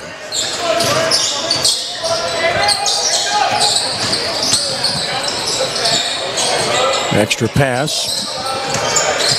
McInnes with a runner. That's a tough shot. Yeah. Offensive rebound. No. Offensive rebound. Foul. And a foul. Yeah. Working hard. Yeah, they really are. They're doing a great job on the boards. They just can't finish. I guess Jones has something to do with that. He's big. He's walling them off, and they just keep missing them, but they hustling. Sophie's really picked up the intensity. Here's McInnes at the line. Got that one to go. He was 0 for 4. Now he's got his first. Yeah, they rolled around a little bit. Giratano returns with his 4 fouls. Constantino will leave. Thompson's going with some size. They get too many offensive rebounds. So Thompson's going with 2 bigs. Latino the rebound. 22-point bulge. Yeah. Just under 5:30 to play.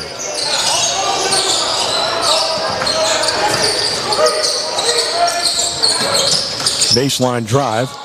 Too strong. Yeah, refused the screen. Good ball screen. He refused it. He went and got an easy layup, but he missed it. Good rebound by Sophie. Landry. Boy, good defense here. They locked into this kid.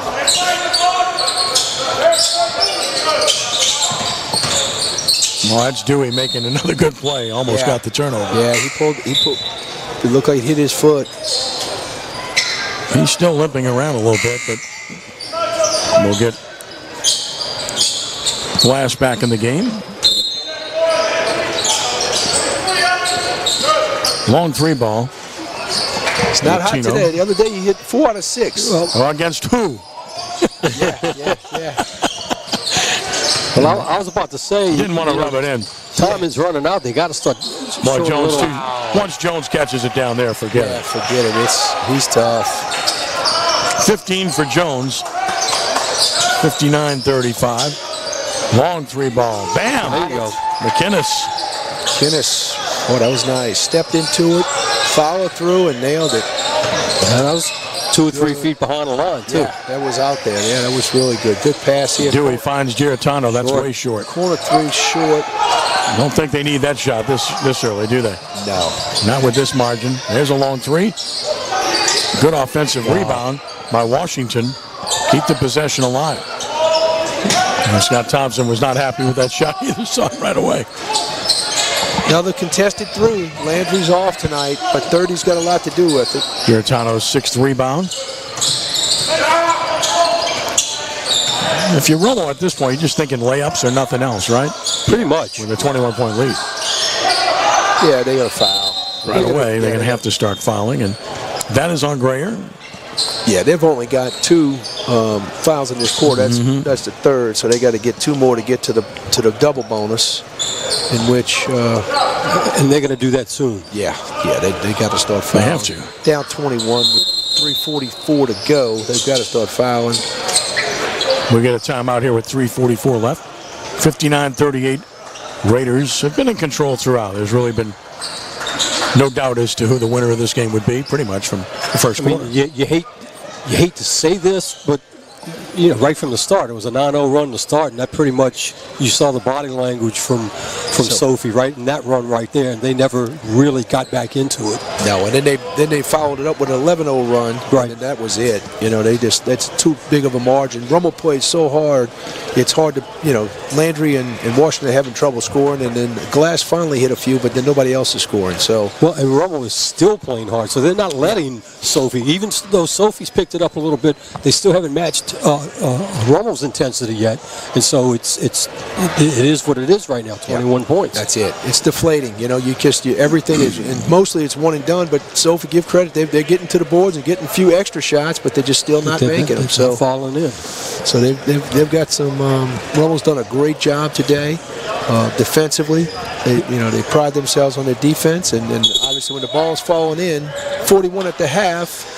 They only got 18 in the second half, but they don't need more than that, the way they defend. Yeah, so Sophie's had very few open looks tonight. That's right. Everything's contested. Few. Right. Everything's contested, and they're not hitting them.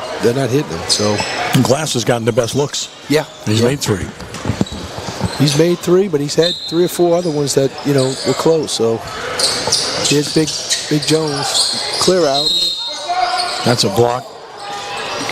So that'll go against Deshaun Smith.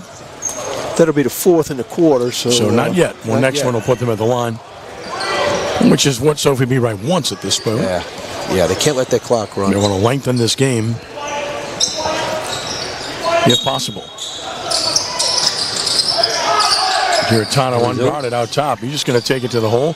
Nice kick out, Latino. That's short. Yes. They don't need that shot right now. Yeah, he's saying. Landry rebounds. 8th rebound for Landry. Washington.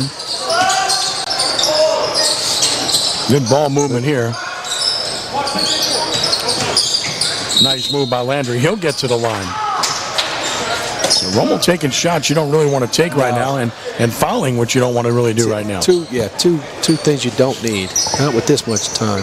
Scott really got on him on that last possession there. Yeah, there's no need. So Latino the foul, and here is Landry at the line. He's got it. And he's got 16 now. 16 points, 8 rebounds, closing in on a potential double-double. Same with Jones for Rummel. Short there. Jones gets one. Some people might be wondering, why is Thompson still coaching with this intensity? With a 20-point lead this late in the game, it's because he wants them to stay disciplined. Yeah. You don't want to lose that intensity that you've got. No, and if you want to beat good teams, you got to play 4 quarters. You got to play 4 quarters. 3 quarters won't get it done. You don't take it easy. You don't take your foot off the pedal because you got a 20-point lead. No, and they've only scored 4 points here in the 4th quarter. Now doing what they should have done, right? Yeah. Spreading it, passing it, moving it, which is still being disciplined, being able to do what you're supposed to do at that point in the game. Exactly. You don't need points right now. Good look for Jones. Deflection. Sophie out of bounds. Rummel have it out under the basket. 5 minutes ago, Jones would have taken that pass and driven to the goal. Yep. Now he looks, he saw a back cut, he tried to do that, but it's knowing what you want out of this part of the game. Yeah. Dewey steps around the double team, draws the foul, he'll go to the line. Landry draws the foul. He's got 4 by my count. So Dewey at the line to shoot 2, where he's got 15 points, tied for team honors. Stuffed the stat sheet here with 15, 6, and 5 at this point. Yeah, he's had a good game. And a couple of steals to go along with that. He's got his hands on others.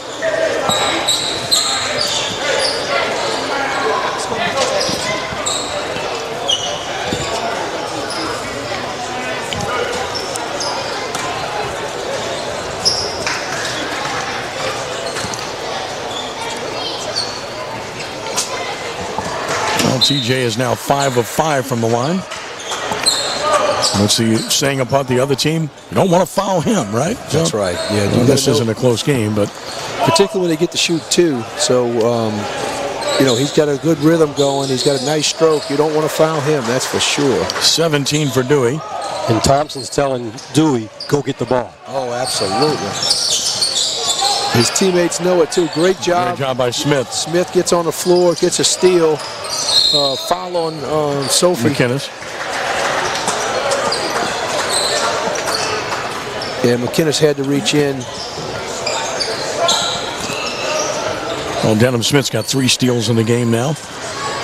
And at the line will be Giratano, who's overcome foul trouble with 8 points and 6 rebounds. He's played a solid game. He really has. He's run that floor well. He's gotten a bunch of opportunities at the rim. Got to finish here. Missed the first one. Let's see if he can knock down the second free throw. 61-39. Rummel Missed them both. 2:14 to go. So Landry gets another board, which puts him at 9 in the game.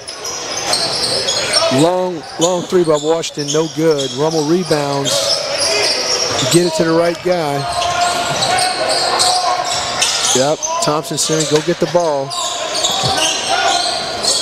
Yeah, they'd like 5 and 13 to have the ball here. Yes.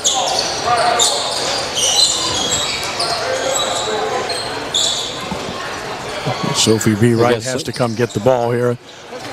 Outcome's decided, but you have to keep competing, and they will.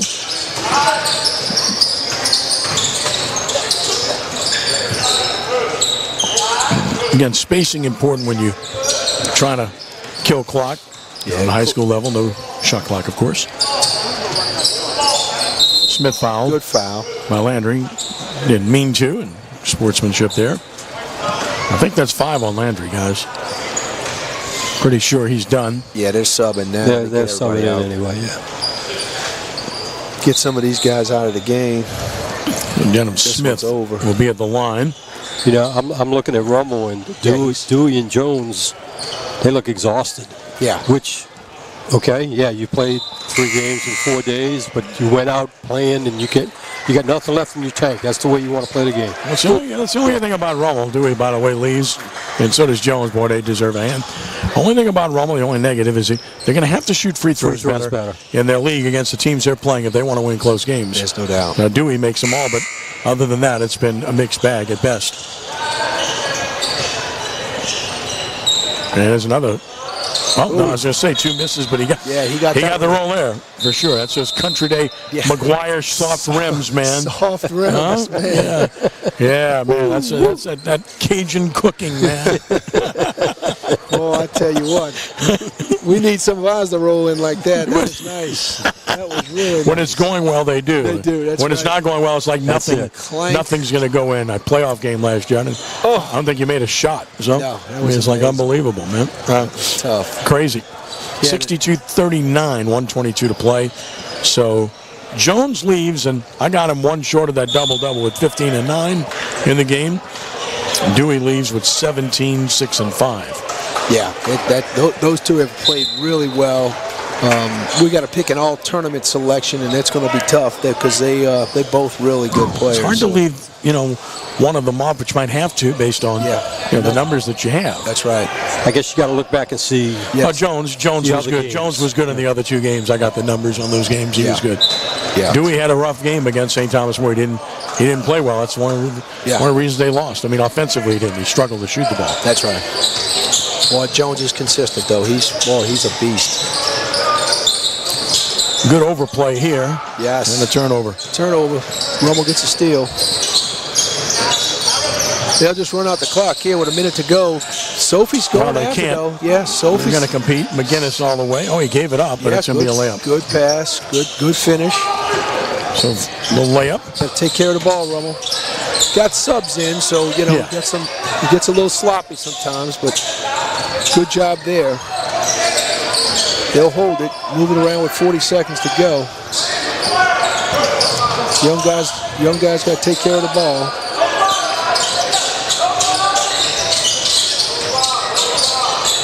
Here the Sophie coach is saying no fouls. No fouls, right. Yeah, right. 25 you can tell seconds that. to go, so they just trying to strip it. stepped through. Rummel kept it alive. Yeah, almost turned it over. Don't need to shoot it. So the Raiders will take third place in the Country Day Classic for the second straight year. Last year, Bill, remember they beat Shaw in this game. Correct. So good showing for Rummel. And the Raiders win this one by the score of 62-41 over Sophie B. Wright. Just a consistently good performance by Rummel. Played great defense the whole game. Sophie was a little frustrated.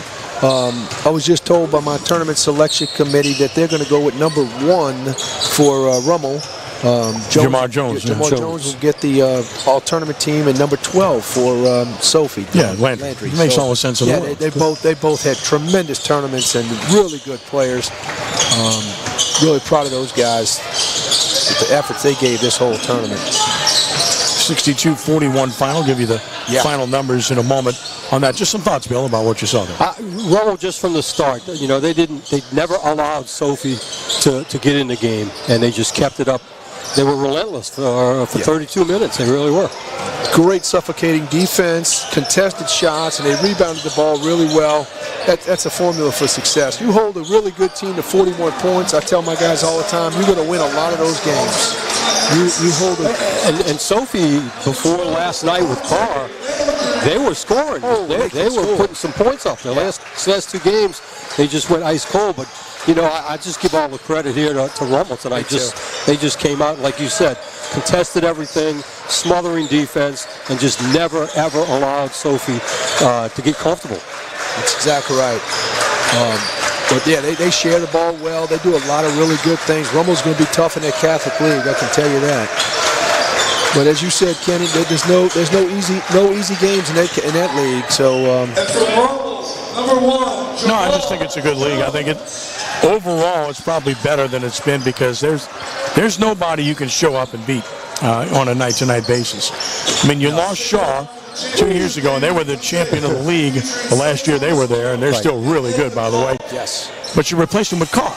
Yeah. So, I mean, and again, what we've seen is since that time, Rummel's better than it was then. Yeah. Holy Cross is a little better than it was then. Yeah.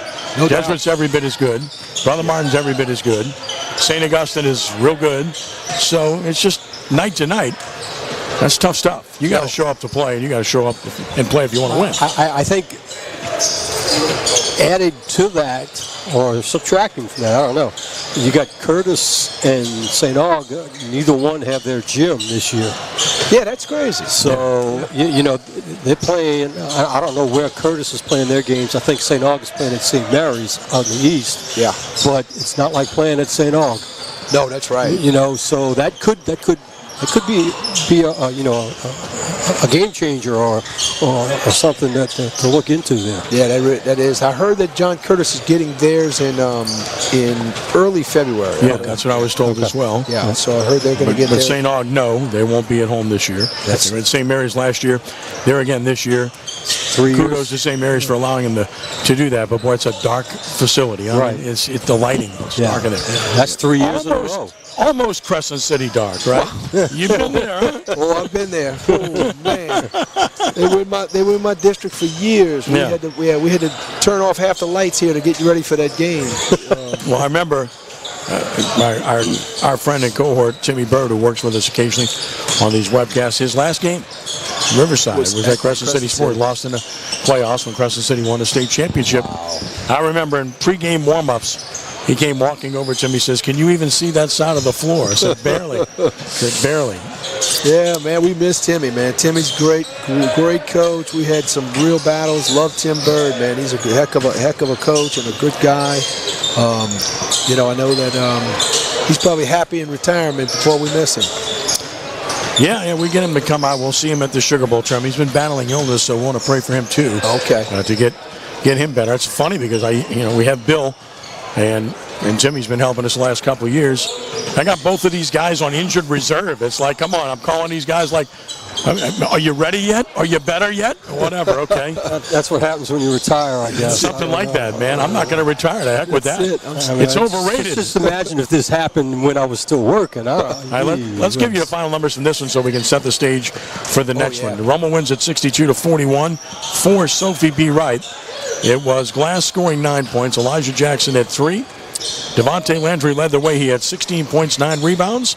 Ja'Cory Washington finished with, let's see here, 5 points, correct? Or 6 points. 6 points for Landry.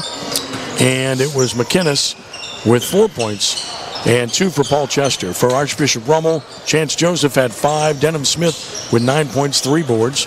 Jackson Constantino, 8 points. Evan Giartano had 8 points, 7 rebounds. It was TJ Dewey with 17 points, 6 rebounds, 5 assists, 2 steals. Jamar Jones, all-tournament team, 15 points and 9 rebounds for the Raiders. So I'm going to add the rebounds here. Because turnovers, by the way, Sophie B. Wright finished with 9 and Rummel finished with 10.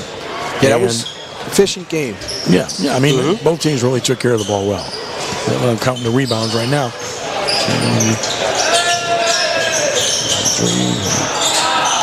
Just had a, because you really thought Sophie B. Wright would have a definitive edge in that department coming in. And Rummel out-rebounded Sophie B. Wright 33-29. Yeah, so I'd pretty even. Yeah, it was pretty even, but I tell you, Rummel's early rebounding was the key. When they missing all of those threes and all those shots, it took the confidence of those guys away. And Rummel was running effective offense and rebounding, so that's tough. That's why they ballooned that thing to a 20-something point lead. So good job by Rummel. All right, let's flip the script. Championship game coming up. Teams warming up. St. Thomas More and Karr. The St. Thomas More Cougars, 8-3. Danny Broussard's not here. We love Danny. I know he's watching. And we miss seeing you, miss your personality, miss your coaching, miss your friendship, and appreciate you greatly and trust that the Lord will provide and get you over your malaise right now. I hear it's going well. I expect it will continue to do so. Wesley Cortez steps in to run the St. Thomas More team, and the Cougars on the year. They've only lost once in state. They're 8-3 overall, and they're deep as always. Their ball movement's excellent. They have depth. It's just a really good basketball team, Mike. Yeah, great program. Danny's done a great job of preparing. Wes has been on the staff for a long time. He played for Danny, so he's stepping in and doing a really nice job in this tournament for Danny. As Ken said, we're praying for you, Danny. I hope you get back soon, buddy. But look, this team is really looking good. Karr is going to present some problems with physicality, and they're well coached with Taurus over there. But yeah, this should be a really good game. I think that St. Thomas More is a little deeper in terms of the number of players. Karr's getting their football guys, trying to get them into shape. So that's always a big issue for Karr. They've only played 3 games, but St. Thomas Moore's played 4. This will be their 4th in 4 days. So that may be a factor, but they're deep. St. Thomas Moore's very deep. Karr's deep, but they got, as I said, trying to get some of these football guys in shape. And did I see Ricky Broussard down there? Yeah, Ricky's down there. Ricky's actually on the bench. I see him right now. I got Ricky. Yeah, Ricky's on the bench. So we're great to see Rick. And, trying to wave at him. He did some games with me back in the day. He's a great guy. Yeah, he's a really good guy, and boy, they're doing a good job. So I can't wait for this game. This is really going to be a fun one. All right, the Karr Cougars. Taurus Howard, excellent coach. The thing that's a staple about their teams is how tough they are. Yes. They are tough physically. They lock in. They play good man-to-man physical defense, and you have got to beat them. Now, You can beat them, but you've got to beat them because they're the type of team, they're going to stay on you the whole time. They're going to be on you like glue for 32 minutes. That's very similar to Rummel. I was about to say, maybe not offensively, but defensively, they're going to be in your face the whole time. Yeah, they're super talented and so athletic defensively.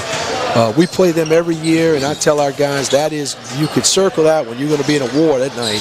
So they're very good. Again, Karr has a great tradition. Bill Robinson, has taught Taurus. Rock Wallbacker.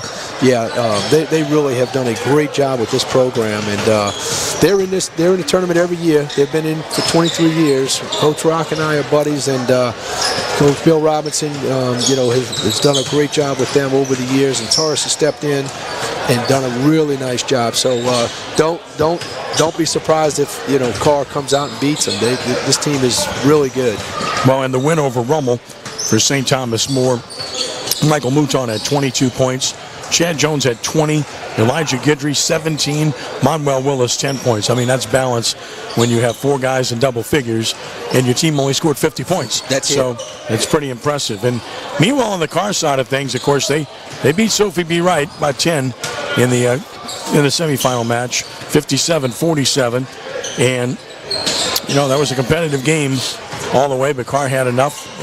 Kevin Slaughter led Karr with 16. Desmond Favorite had 13. Jiron Brooks had 6 points, 11 rebounds in that game. So the Karr Cougars will move it around as well. And, of course, we've seen Karr. I've seen Karr on several occasions the last 2 years. And I didn't even mention Keith Jones. And Keith Jones is a really good player. He's really good. They've got good players. And they've got their full complement of players now with football over. And kind of like Rummel. I mean, Rummel makes a huge difference when you get Jamar Jones back. They lost their games, all but one of them, without Jamar Jones. So that's right. And talking about football players, not only do you have to get them to mesh with the guys that have been practicing and get them in, but football shape is not the same as basketball shape. Yeah, the cardiovascular part is what really gets you, because it's just getting up and down, and Karr plays really hard, so you get winded a lot quicker than in football. We have the same problem. I always tell our guys, so we got about 3 to 4 weeks, and then our linemen take a little bit longer than that to get cardiovascular shape. So it's going to be a little while, but guess what? Karr's got depth. They got a lot of really good players, and they're well coached, so they will be there. They will battle this team to the end. Well, and this is the kind of situation, tournaments, and playing, day after day after day. This helps those kids get into shape for, after the holidays when district starts. Yes. And then so this is an excellent training mechanism here. No doubt. Yeah, and those guys, they really play hard, so they'll get in shape. And like I said, Coach Howard will have them practicing and running, and they'll be there in a few weeks. Well, both teams getting ready, almost ready to get this one started. 1 minute before tip. For the championship of the Country Day Classic, Karr Cougars, St. Thomas More Cougars, Ken Trahan, Mike McGuire, and Bill Gallagher with you here as we look forward to this championship game. St. Thomas More will be in the road jerseys tonight, and Karr will be dressed in the white homes here tonight. St. Thomas More is, of course, navy blue. I'm trying to see if that's the color of the jersey that they're wearing right now. My eyes are deceiving me a little bit. You can help me with that. Yes. That is navy, huh? Yes. Just making sure. Karr will be in their all whites tonight, yellow gold trim, with the purple, of course. They're familiar for the colors of the Karr Cougars. Just covered National Recruiting Signing Day at Karr earlier this week for CrescentCitySports.com. Enjoyed doing that. So many signees on an annual basis for our friend Bryce Brown's program. Speaking of good football programs, Karr had won 4 in a row in 4A until recently. St. Thomas More is now dominating Division II in football. And, of course, they're very good in basketball. Obviously, we'll set the starting lineups for you here momentarily. St. Thomas More starters being introduced as we speak. 6'7" senior number 14, Chad Jones. And the 6'1" junior number 22, Elijah Guidry. So the starters include Manuel Willis, along with Anthony Angel, Michael Mouton, Chad Jones, and Elijah Guidry for the Cougars. The 6'3" junior number 1, Keith Jones. And now for the Karr Cougars, Keith Jones, the aforementioned star, junior, getting the start, as does Tyrone Wilson for Charles Howard's team. Joined by Desmond Favorite. 6'5" senior number 15, Jiron Brooks, 4th starter, and the 5th starter for Karr. Senior number 25, Jethro Moses is the 5th starter. So Jones, Wilson, Favorite, Brooks, Moses for Karr, Willis, Angel, Mouton, Jones, and Guidry for St. Thomas More. Championship game about to get rolling here. I've already placed a bet, Kenny, that this game will not go double overtime, or 4 overtimes, I'm sorry. Are you sure about that? I'm sure about that. I got to call my wife about a dinner date here, so it's all good. Yeah, we spent An instant classic. We spent a little time here last year, as I recall. Yeah. I had to make my wife, not make her, but I had to tell my wife to watch the replay so she would believe me when I told you. Yeah, she didn't I was there for that. Chad Jones for St. Thomas More in the center circle, and Jaron Brooks for Karr in the center circle as we are just about set to go hit the championship game here of the Country Day Classic. We're underway. Karr gets the tap. This is Wilson.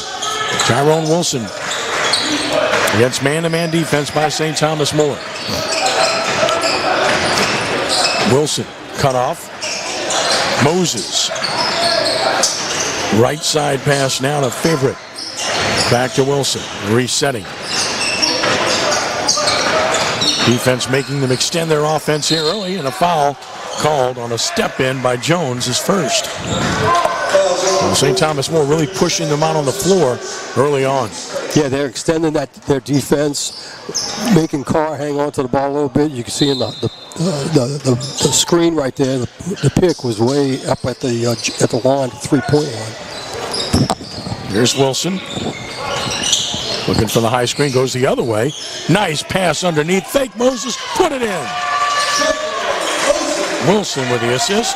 Karr gets first points of the game. Good job by Moses, knowing where he was on the floor there. Rebound to Jones. Keith Jones with the board. Second straight year for the St. Thomas More Cougars in the title game of this tournament.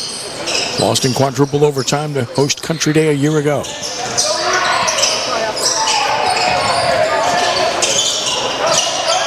Strong effort defensively, but you're going to get a foul. Trying to get a tie ball there. Angel picks up the foul. Should be his first, team's second.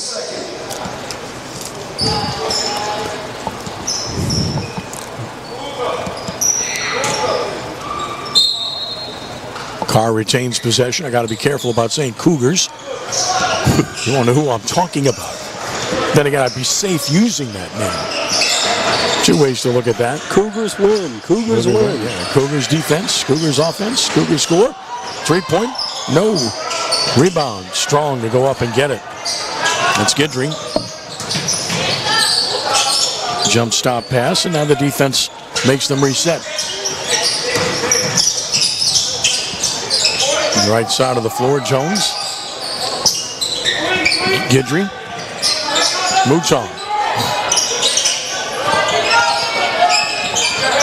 Good defense being played by Karr per usual. Yeah, they're switching screens right now.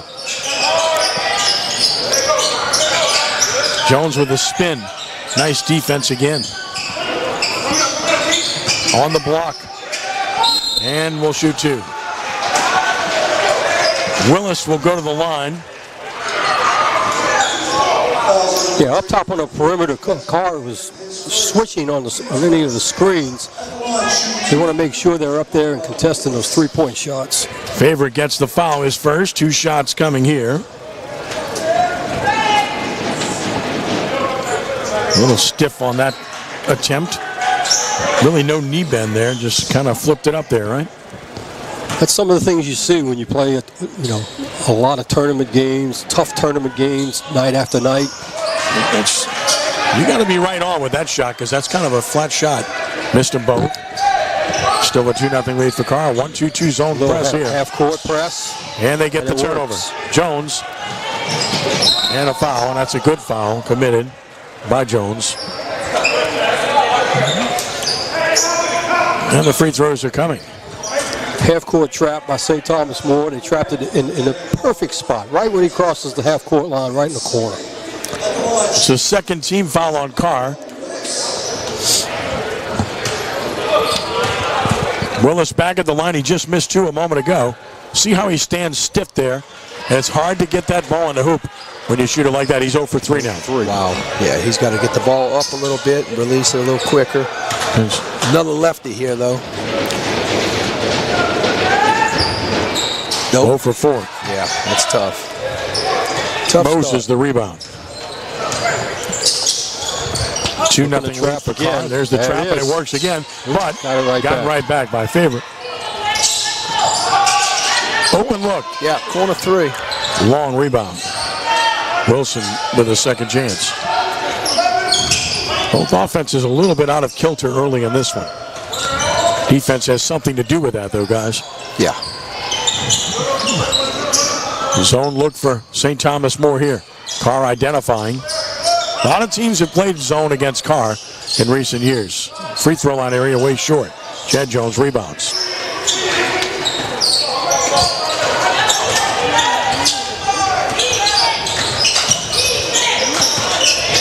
Nice move with the left hand. Good move. Sweet. Michael Mouton, boy, he was so good against Rummel in the semifinal game. We're tied at 2. And another turnover by Karr.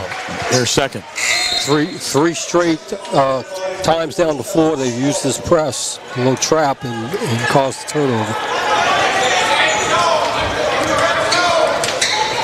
The other way they go. Good. Knocked away. Yes, good defense.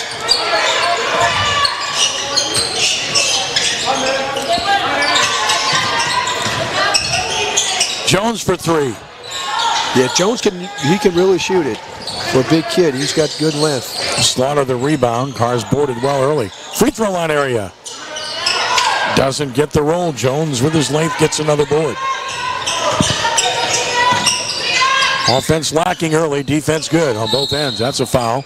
Ran through the screener. And that's going to work against Jaron Brooks. His first, team foul 3 on the Karr Cougars. And a first substitution for St. Thomas More. That's going to be Gardner coming in, Andrew Gardner for the first time.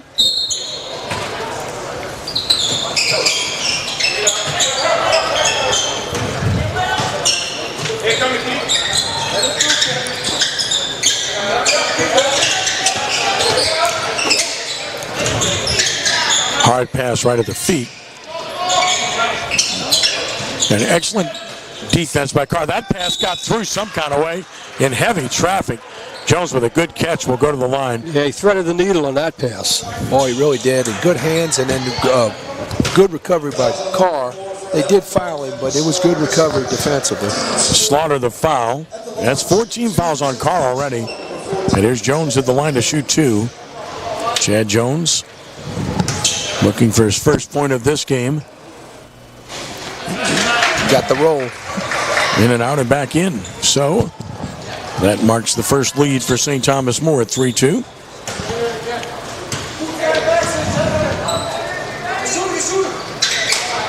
Missed the second one. They're going to press anyway. They're going to be in that 1-2-2, 3/4 court trap. They've trapped really hard when you get it across half court. So Karr is stopping right before the half. That was a good job. Nice touch pass there. Yeah, good break. But they weren't looking to be aggressive once they got it down to the block. Back it out and start all over again against this zone. It's a 1-2-2 look here. So ideally the shot against a 1-2-2, the elbows and the corners. Yeah, they're long on that baseline with Jones down there, so it's that corner 3 is not going to be as easy as you think. Here's the 1-3-1 now. They drop it. Yeah, now they drop it. There you go. He slid back. Got it in the middle. Put it up. Got it. Good patience offensively. Really good patience. Slaughter gives Karr a 4-3 lead.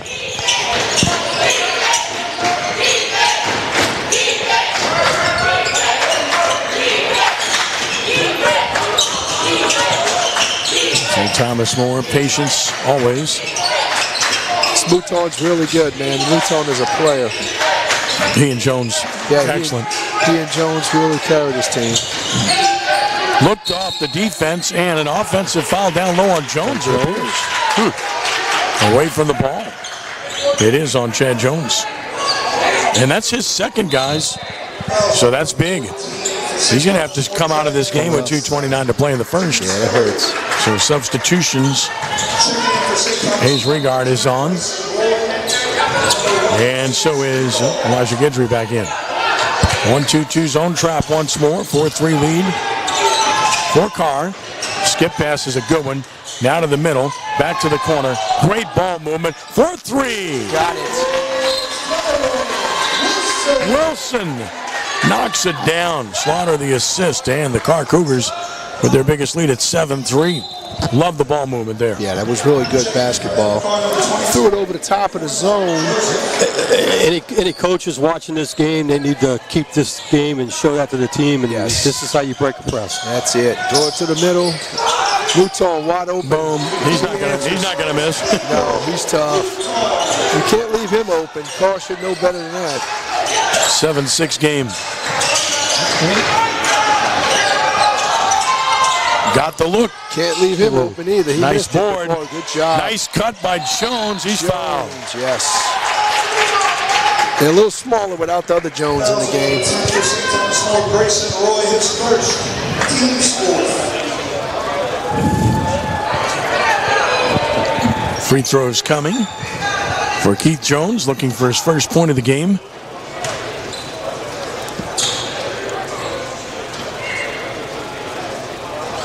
Got the first one.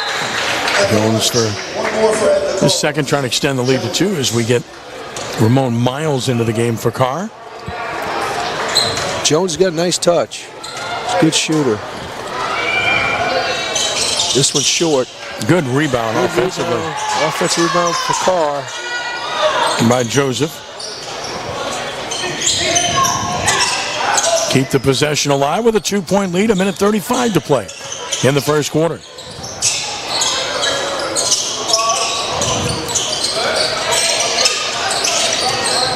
Jones, nice. Oh, we missed it. Good block out by St. Thomas More. Mooch on the rebound. 8-6 Karr. Minute 10 to go. It's off the mark wildly, but an offensive rebound. That's blocked. Jones has it. Under a minute to play in the quarter. That's not going to be on the mark. Strong rebound. One shot, that's all. Grayson Roy with his second board for the St. Thomas More Cougars. All the way. Jump. Boy, that's a great job defensively. Yes. Great call, St. too. Thomas More will keep possession, but that's a great job by Ramon Miles. Yeah, he recovered, didn't foul, put his hand on top of the ball. Jump ball goes to St. Thomas More, so they'll keep it. Both teams with 4 fouls in this quarter with 45 seconds to go, so that's going to be important. Checking in for Edna Karr. Desmond Favorite back in for Karr. Screen-to-screener action here, got it inside. Big boy With the got left fouled. hand, with the foul, and 2 shots are coming. Good execution on the screener. Yes. Favorite gets his second foul, I believe. Desmond Favorite his second. It is his second. He'll have to come out. 15 foul, and Jaron Brooks is about to check in for him. Grayson Roy. Grayson Roy, left-hander at the line. Short. Short. Yeah, they got Screen to screen is such a great play. It really is. That's 6 missed free throws for St. Thomas More here in the first quarter. Yeah, you can't have that. 1 for 7. They're known as a good shooting team. They really are. But as we said earlier, it gets in your head. Now 1 for 8. 1 for 8. Turned it over. Careless turnover. Silly turnover. Yes, this guy was wide open. Step through. Missed layup. No good. Jump ball. now it's high ball. Yeah, it's going to go to Karr this time. The last time. Edna Karr basketball. Yeah, Karr basketball. But boy, that was tough. Yeah, 1 for 8. They got to get their confidence and start knocking down some free throws because Karr will foul you. Karr got a break there on that miss. Yeah. And 1 for 8, I think, played a part in that hesitation on the shot because he didn't want to go up and get fouled. Think you're right. Probably so. But they're going to turn it up defensively. In a 1-3-1, half court. Let's see if they trap out of this. Playing for 1 shot here. Yeah, we just hold it. 20 seconds to play. Whip pass. Extra pass. Open corner. 3 ball. Yes. Corner 3. Ramon Miles Corner 3. knocking it down from Jones. It's 11-6 with 12 seconds to go. Let's start this clock. There it is. Okay, 10 seconds. Ran him off the 3-point line. Got the wild shot. That's great defense. Good if it goes. Good quarter for the Karr Cougars as they take an 11-6 lead after one. Defense outstanding, and the other story is St. Thomas More's woes at the free throw line. Yeah, you can't miss that many free throws, and you know, that's why they only have 6 points. They make half of those, they're right there in the ball game. But it's 11-6, so 5-point cushion for Karr Cougars. St. Thomas More's got to regroup and keep getting fouled. Karr will continue to play hard, so it's going to be a matter of, you know, how many fouls they Bill? When St. Thomas More came out in that half-court trap, they got 2 or 3 turnovers off of it. Yeah. But once Karr got used to it, calmed themselves down, they really did a fantastic job of breaking that press, moving the ball around, and getting open shots like the last shot that they made. Just, you know, they looked and see what the defense was going to give them, passed the ball around, made the extra pass, and got a bucket. Yeah, the extra passes, they go into the middle and throw it over the top of it, and then here comes Jones is coming back. Chad Jones is coming back. That's going to help them on the baseline, but Karr's gotten some wide open corner threes. Michael Mouton with 5 points leads St. Thomas More. 3 points each for Tyrone Wilson and Ramon Miles, each with a 3-ball to lead Karr as the second quarter begins. Got it. Appreciate you, man. Second quarter set to begin.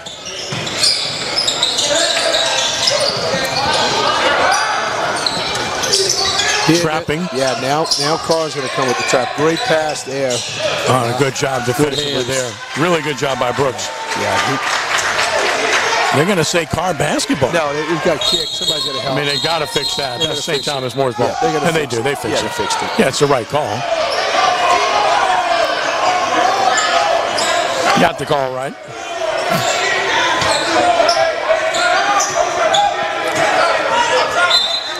And this is a good crew calling this game. Yes. Know these guys very well. They do an excellent job. They did a great job last game, too. They really did. They really Kept the did. game under control.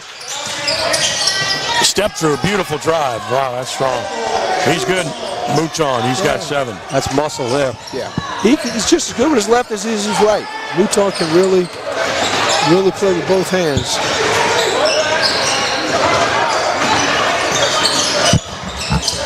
Nice pass. Extra pass.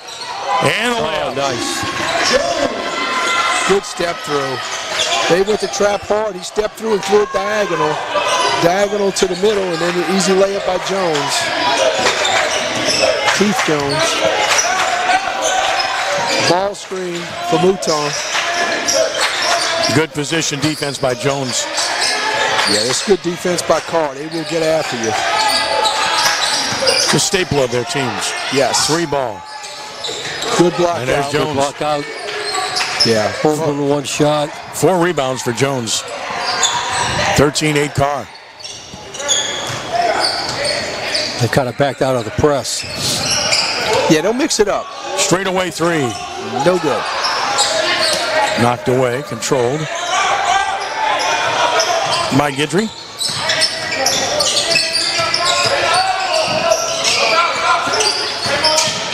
Great pass. Can't finish. Knocked out of bounds to St. Thomas More. Yeah. Missed an easy one, but Karr's all over him, so it's... Yeah, they're looking over their shoulders on those shots. Yeah, these guys are coming back. Karr recovers so quickly. Nice play here for Mouton.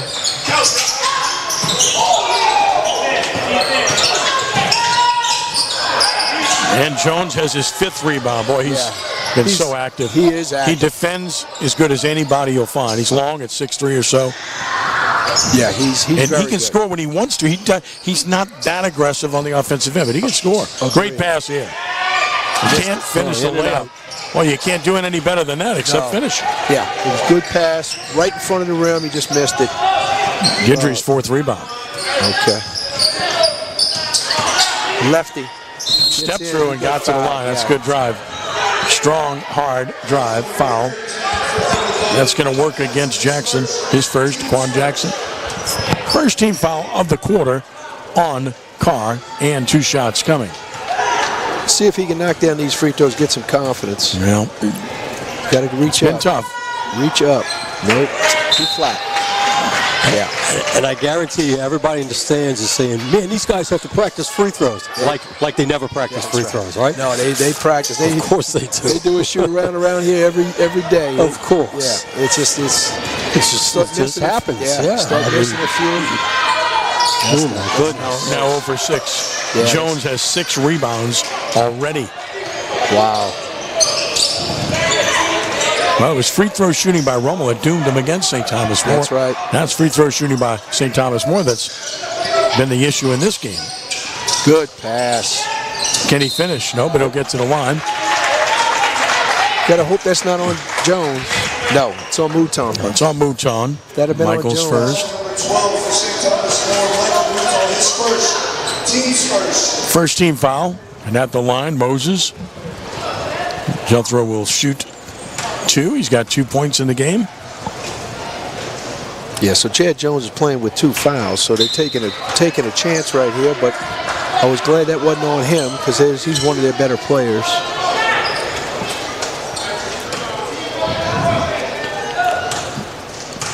Second free throw coming. Got it. So Moses with 3 and a 6-point lead for Karr. Its biggest of the game at 14-8.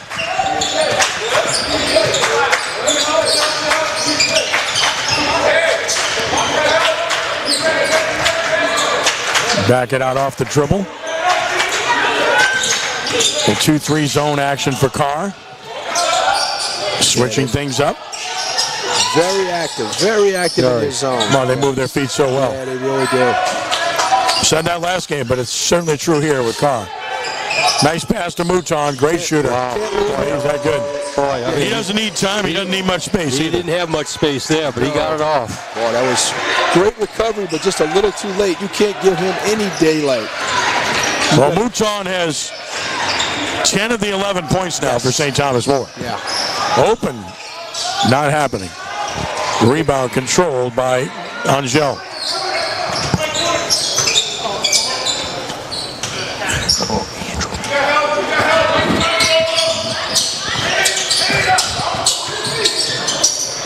Good help defense there. Forced him to give it up and now restart it with Angel.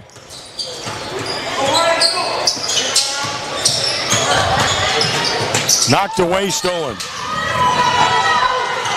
Wilson. Second turnover for St. Thomas More. Jones a long 3. Wow. You said it. If he's aggressive, he's good. Yeah, when he's aggressive, he's really good on the offensive end. 17-11 lead for Karr. Really pretty stroke. I just like him. I just think he's a really good player. He really is. He's unselfish offensively. I'd like for him to be more aggressive. That's what you were saying. More aggressive. Less selfish, Yeah, he really is. Jones, nice Step move. under move. He missed it. He missed it. He got fouled hard, though. Boy, he got hit hard. Yeah. Get up. He did. He's tough. Boy, that Karr, they collapse on you, though. Jones is about 6'7". Yeah, Jones is all of 6'7.5". Nice step through, draws the foul. Second committed by Brooks. And substitutions for Karr forthcoming. Cornell Joseph is in. Kevin Slaughter is in. Giving Mouton a break. Yeah. Mouton's a heck of a player, man. Well, that means they're going to go through Jones. Yeah. Got to. Get it to him out near the timeline. Restart the offense. Regard to Jones. Jones to Angel. Oh, tough Back cut. pass. Oh, good block. Good block. Jones got a piece of it. Yep. And Favre comes up with it. Keith Jones with the block. His second block. Yeah. Under 3 minutes to play in the half. They're going to guard him a little closer now. Last time he hit a 23-footer. Extend that defense. Yes. Backs it out off the bounce. No need to hurry here.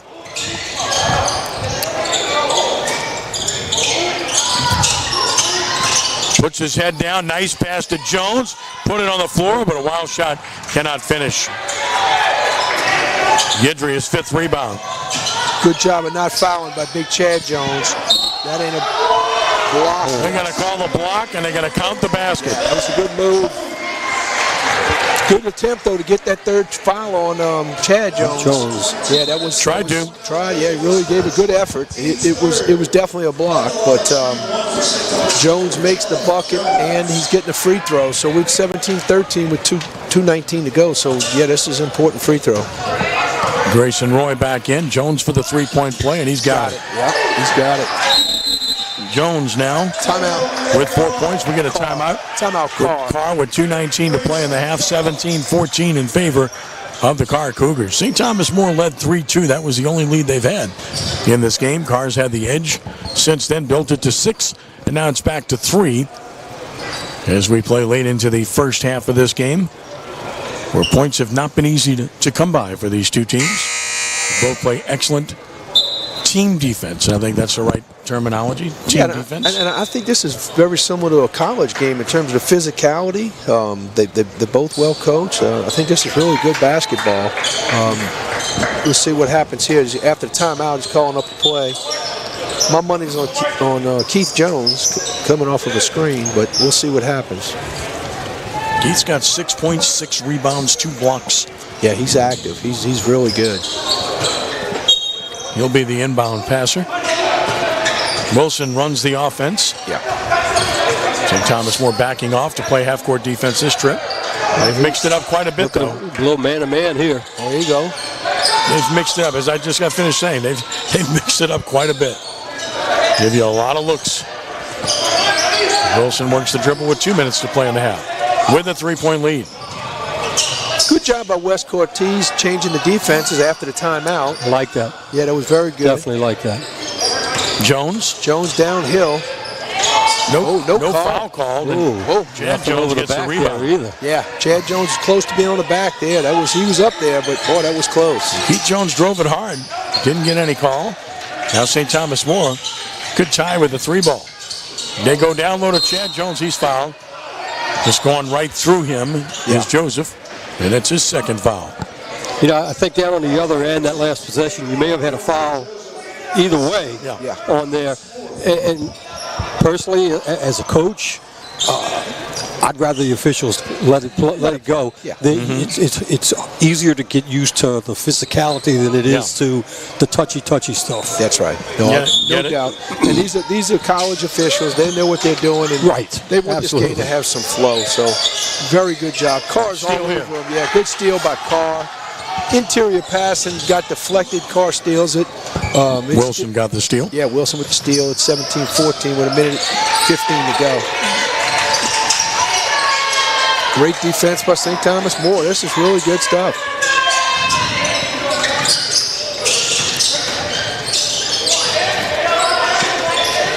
Keith Jones with a minute to play in the half. 17-14 Karr. That's knocked away. Good hands. Retrieved. Long 3-ball coming. Call bank. Why not? Call the bank. It's a 4-pointer if you call the bank. Second 3-pointer for Miles in the game. Wow. And a 20-14 lead.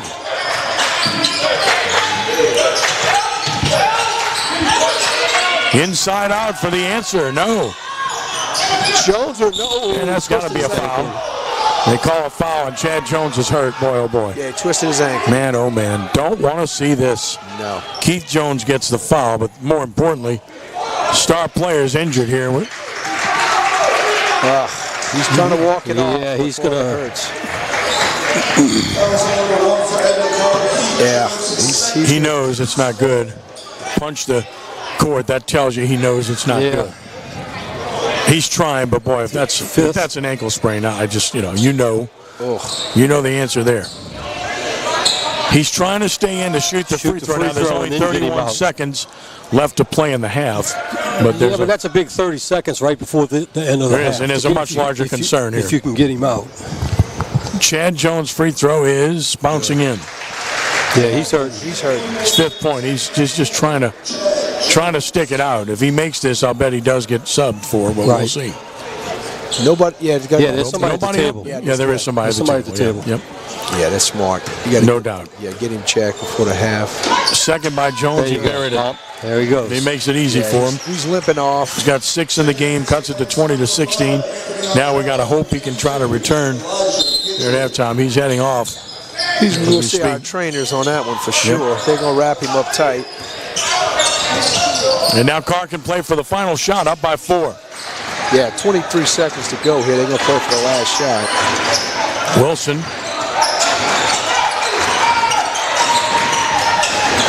Miles. Wilson. Kicked up the dribble. Favorite. Now down to 7 seconds. They got to go. Keith Jones with 5. Keith Jones with 3. Keith Jones step through. Oh, the rebound is too late. Not going to count. Not going to count. Jones have got the ball. What a great move by Jones, but could not finish. And we get to halftime, 20-16.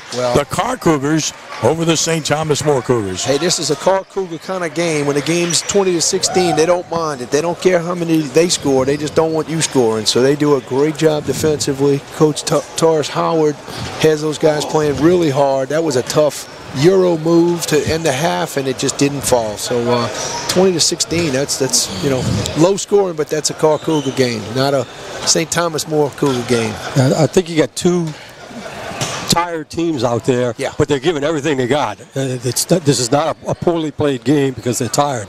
They're giving everything they got right there. Defense on both ends has been extremely good. I think the difference in the second half is maybe who can step up that defense a little bit and score off that defense. That's it. Yeah, they have to score up the defense, St. Thomas More in particular, but they got to make free throws. If they don't make free throws, they can't win this game. Yeah, because Karr is so physical. You're not getting anything easy against Karr. So when they foul, you got to make the free throws. No question. And when you look back at this, I'm doing the math right now just to give some perspective to this. 4 for 13, St. Thomas More from the free throw line. Yeah, so, I mean, that's what Rummel did last night. That's exactly what Rummel did. I think they were 3 for 12. 3 for 12. Yeah, that's right. You just can't do it. These teams are too good. You go 8 for 13, which is a decent percentage. You got a tie game. That's it. Yeah. So exactly you're leaving points. You're leaving points on the floor. Well, that's it. That was it last night. I mean, St. Thomas More beat Rummel by 8, and that was it. It was all about. I mean, they would have made all but one free throw to be tied, but still, to have a chance in the game, if you just made 3 or 4 more, you're there. You got a real shot. And it changes the end of the game. It does. How you play the game. Sure. No question about it. And it's, Coach was saying earlier, sometimes you start missing them and you stop going in there, so you're not going to get fouled. Otherwise, when you're making them, you're going in there. You want it, you want to get fouled. Or you go up and you try to avoid the contact, which you're altering your shot. Yeah, so it's a mental game, but you got to knock them down and get some confidence, and they'll do it.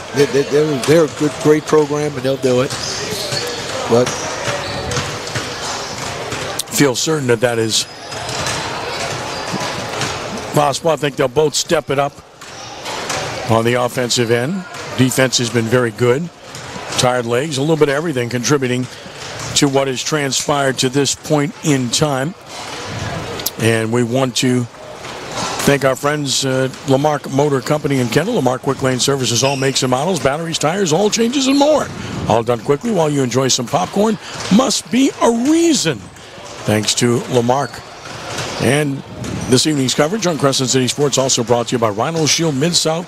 Tired of painting year after year? Go Rhino. Rhino Shield resists chipping, cracking, flaking, or peeling, and is backed by a 25-year warranty.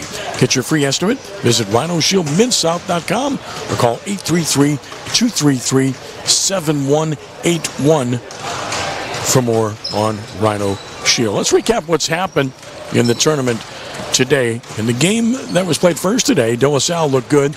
Cavaliers defeated St. Martin's Episcopal 59-37.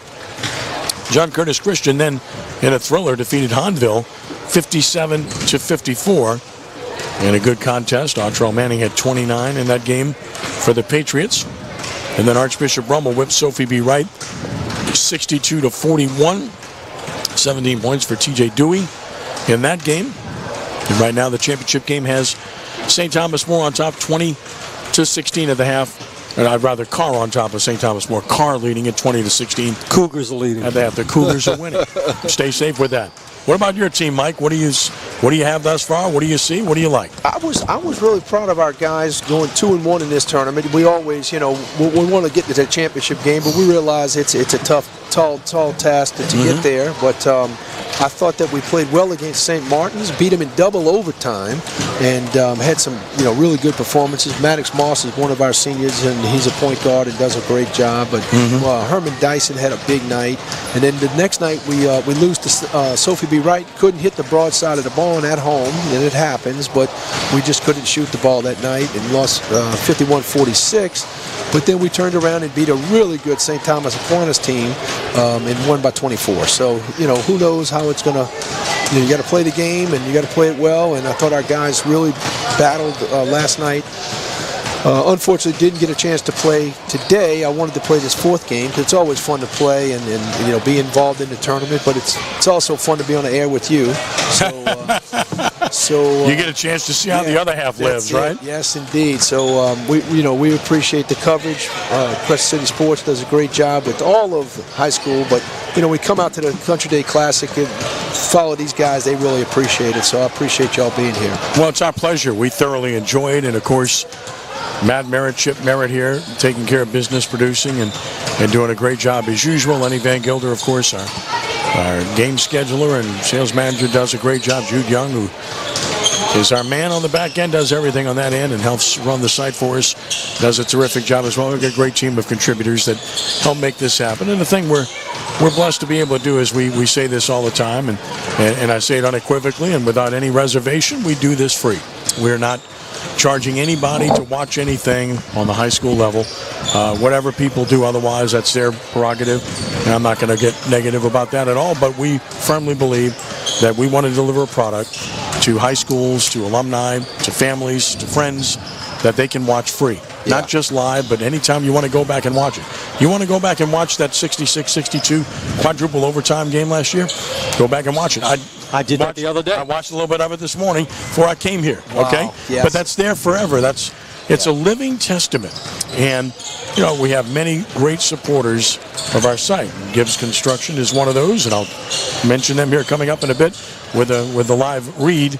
But when you go see Larry Gibbs, who's been supporting us for all these years with his wonderful company, when you go visit his office, he's got a big laptop, desktop computer. The screen is like that big, and what's on the computer? It's a screenshot of his son pitching for Jesuit against Rummel in that 18-inning game we did back in 2012.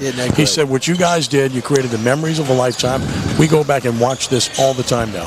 That was 11 years ago. And that was fun, yeah. That's the kind of thing that we're able to do.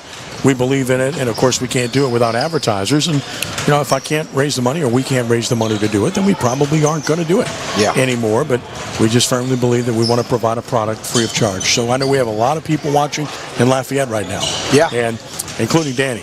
And we love you guys, and we appreciate you watching, and hope we're presenting it to you in pretty good fashion. You got a great school and a tremendous program, as we mentioned earlier, in all sports across the board. And again, you can go back and watch this free anytime. Now, I want to change the topic real quick because I'm just looking at Chad Jones down there. He certainly looks the part of a guy that's going to play in the second half. I'm sure he got retaped, and I'm watching him. He's moving around. So it doesn't look to be limping or anything. Right, I'm hoping that he can gut it out and get a good second half. I know he's a tough kid. He's been here every year. We love the fact that St. Thomas More comes every year to Country Day Classic, and Chad has been really good over the years, and I think this is his senior year, so we're hoping he's okay and ready to go in the second half. Yeah, if you're a basketball fan, you don't want to see kids go down to an injury and not be able to give their best out there. Anybody, but especially a team's top player. When you look at their team, they've got two exceptional players, in Mouton and even if you're Karr, you want to compete. You want to compete against the best guys. You don't want to have an asterisk, so to speak, next to your win. No doubt. You really want to see your kids play against the best kids, because this is all preparation for the playoffs. Right. It's great to win a title, and I tell our guys all the time, whenever you get a chance to compete for a championship, it's really a lot of fun. But you want to make sure you do it the right way. And you want to make sure these guys stay healthy. I always tell the kids, you know, you get better every day, November, December. You're playing better ball in January, February, and you're playing your best ball once the playoffs start. Yeah. That's how you divide up the season. That's it. That's exactly right. Because if you're not playing well in February or March, you're going home early. Yeah. You have to be playing your best basketball. You know, football likes to say it's a successful season if you're practicing Thanksgiving week. Yeah. When basketball, it's, oh, we don't have Mardi Gras again. We got to practice during Mardi Gras. Or play during Mardi Gras. Well, Danny's definitely watching, so There he is. he says hi, and what a terrific guy, a great coach, living testament to what high school basketball is in Louisiana. As good as it gets, got a great program. His team here is down 4, but competing extremely well with a chance to win a championship as we start the second half. Karr with the basketball, and Mouton. And Jones is in, nice and scores the first bucket and a half. He's okay. I think he's fine. Nice play. He's limping a little bit, but that was a little nice slow. play. Yeah, he's a little ginger. Yeah. Little UCLA cut. Ran that well out of the half. Got what they wanted. Extending the defense. Wilson.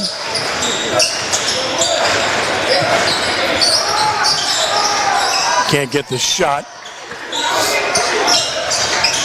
Jones will start over. Extended right elbow. Free throw line area. Dribble drive up and under. No. And a long rebound, and now Karr can't control it, and Willis has it. Here comes St. Thomas More. Jones for the lead. Yes! Bingo. Then they come right back. Quick 5 points. They're up 1. It's only the second lead of the game. Exactly. Later. Really nice shot. Chad Jones for 10. Yeah, he's confident. St. Thomas More side coming alive in big fashion here. Tyrone Wilson at the right elbow. Defense extended. That's a 5 count. They guarded. 4-3. Off the backboard. Wild shot controlled by Willis. His second board. Nice pass to Jones. He'll finish. Timeout immediately. Timeout immediately. 7:01. They came out a little flat. Jones is taking over this quarter. 7 straight points for Jones. 30-second timeout. So what a start to this half for St. Thomas More on a 7-0 run to take a 3-point lead to force a Karr timeout. And Chad Jones looks just fine. That'll make your ankle feel better. Yeah, there's no doubt about that. He's gutted it out. That was 3 big plays for him.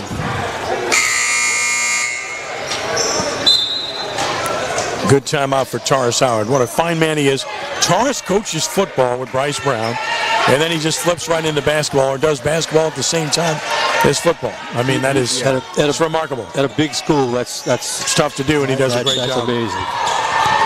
But I like that. Yes. That- and he's the AD. He is indeed. Yes. Other than that, he's got nothing to do. Good man. Yeah. In my great guy. spare time, oh, wait. 23-20 game here. 6:10 to play in the third. Nice move. And a foul. So beat his man off the bounce. Tyrone Wilson will get to the line. That's on Willis, his first team foul on St. Thomas More, and Karr with a chance to get on the board here for the first time in the third quarter. Tyrone Wilson got a 3-ball in the first quarter for his only points of the game to this point. Looks to add to that total, and does. Yes. Got it. Ice broken here for Karr in quarter number 3.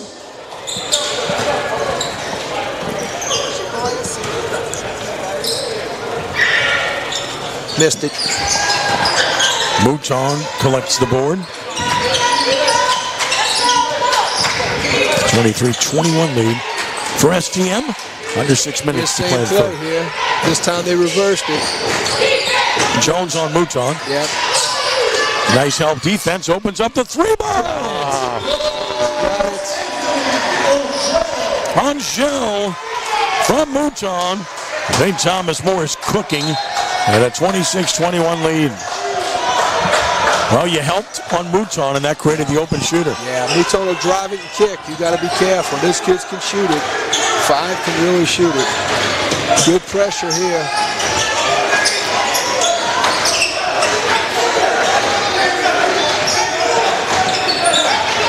Wilson one-on-one again, and we'll get to the line again. Yeah. So they're just clearing out for him right now, thinking they have an advantage. They've been able to exploit that 2 times down the floor. Willis' second foul. Yeah, they're setting up that double screen at the top. He refuses the screen and goes downhill. They got a guy in the corner. They don't want to leave him, so it's one-on-one, and it's he's done a nice job of getting fouled both times. See if he can convert the free throws. He does. Got the first. He's got 5 points. Got the first one.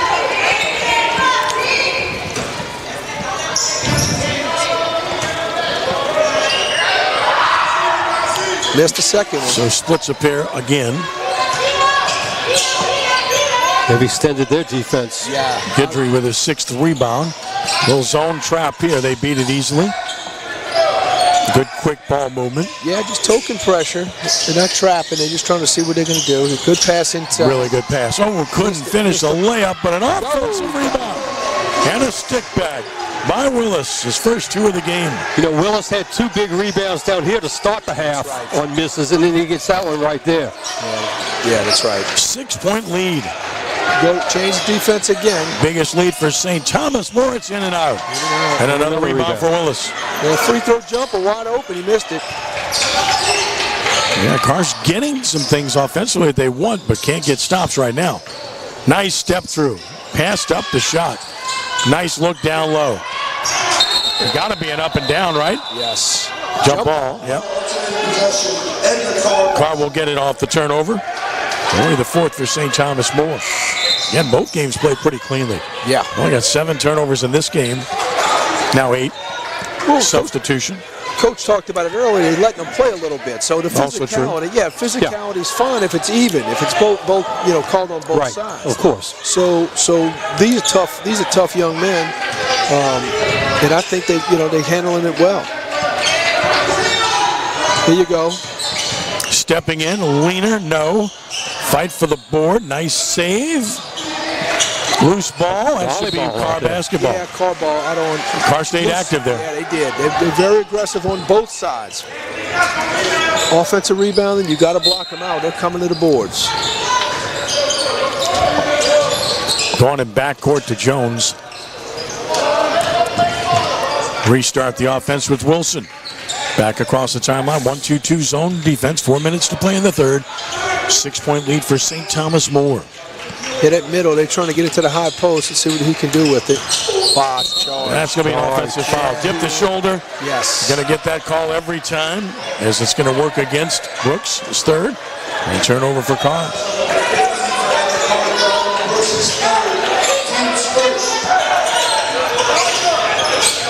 Substitutions for STM. Subs. STM, they do this a lot. Regard is in. Grayson Roy is in. Gardner's in.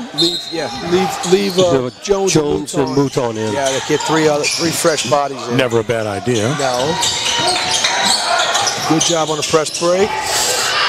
Get across. Yep. In the corner. Ooh. That's a loose ball. It found the right jersey, right? Yes. That goes out of bounds. That was lucky. That could have been a break. A little precarious there. 28-22, man. St. Thomas More came out on fire. Jones came out on fire. They've got that maroon look to go with the navy blue. Down low, knocked away, out of bounds.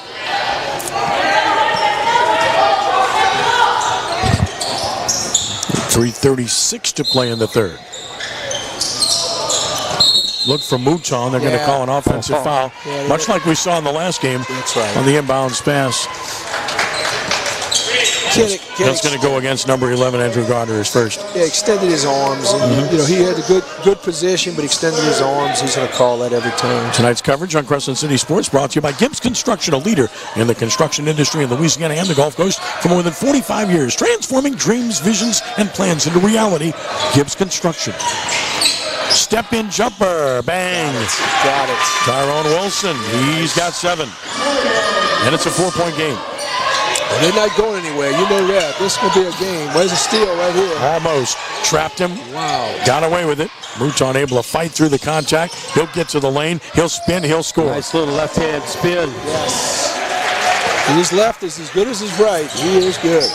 Resourceful. And real good.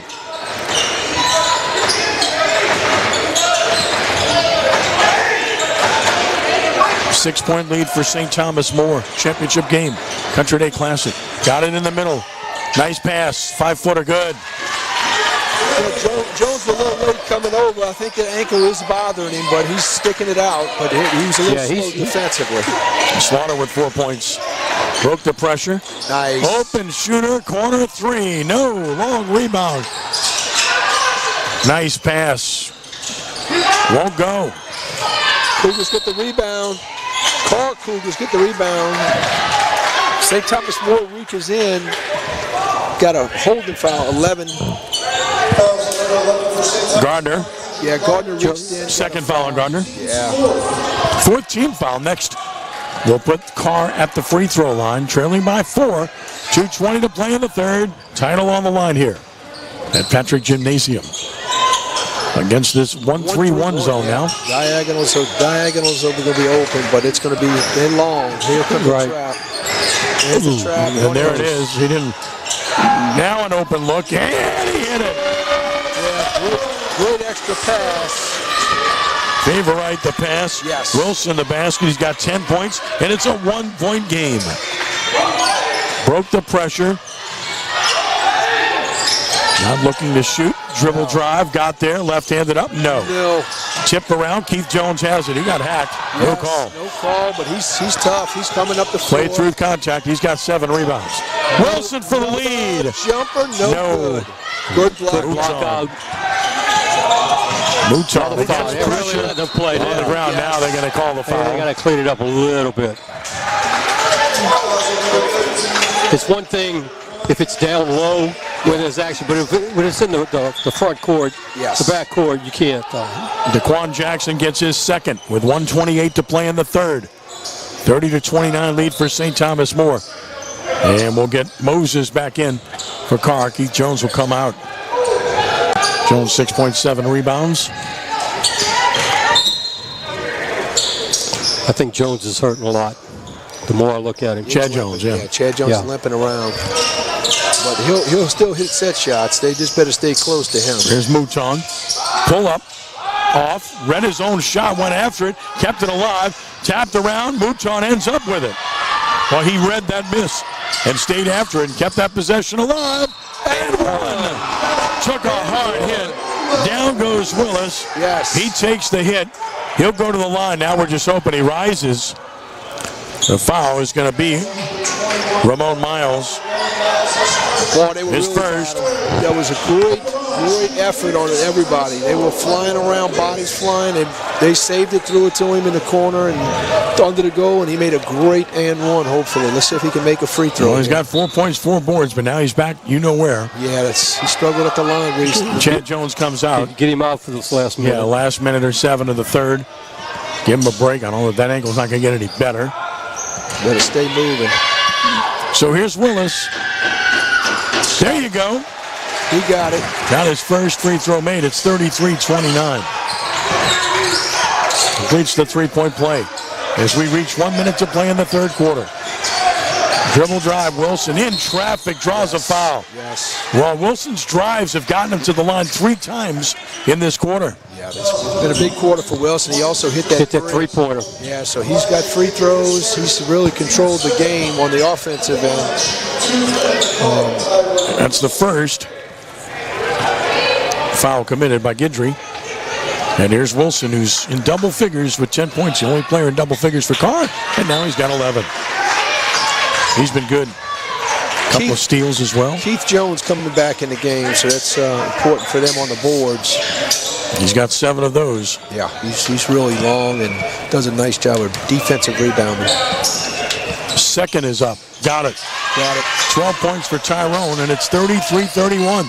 Under a minute to play in the third quarter. Full court pressure, man-to-man. Double team the ball, knock it away. Loose ball, and they're going to call a foul. Boy, that's a tough call there against Wilson. He doesn't buy it whatsoever. No. I believe that's the 5th, and it is. If that's the 5th, they should be shooting, right? Or is it the 4th? That's only the 4th. Okay, there you go. 4th on Karr, 5th on St. Thomas. Yeah, it's only the 4th, so no free throws. We might have a run out right here. Yep. There it is. He's open, too. There's a run out. Not going to happen. Put too much air underneath it. Yeah. Turnover by St. Thomas More, and another foul committed here. Not a good foul there. 90 feet away. Committed by Roy. Off the turnover by STM. As a coach, you don't like to see your foul committed 90 feet away. No. Daquan Jackson, who got the steal, will head to the line to shoot 2 with a chance to tie this game. Yeah, they've been at the line this whole quarter, huh? Feels like they've had a lot of attempts. Now for the tie, and we get a substitution for St. Thomas More as Andrew Gardner is back in, replacing Grayson Roy.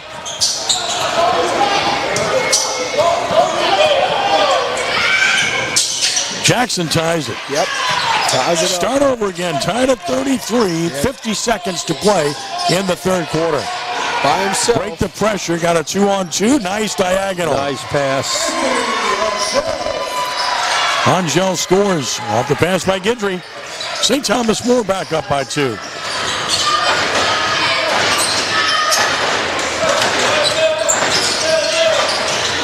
Double team the ball here.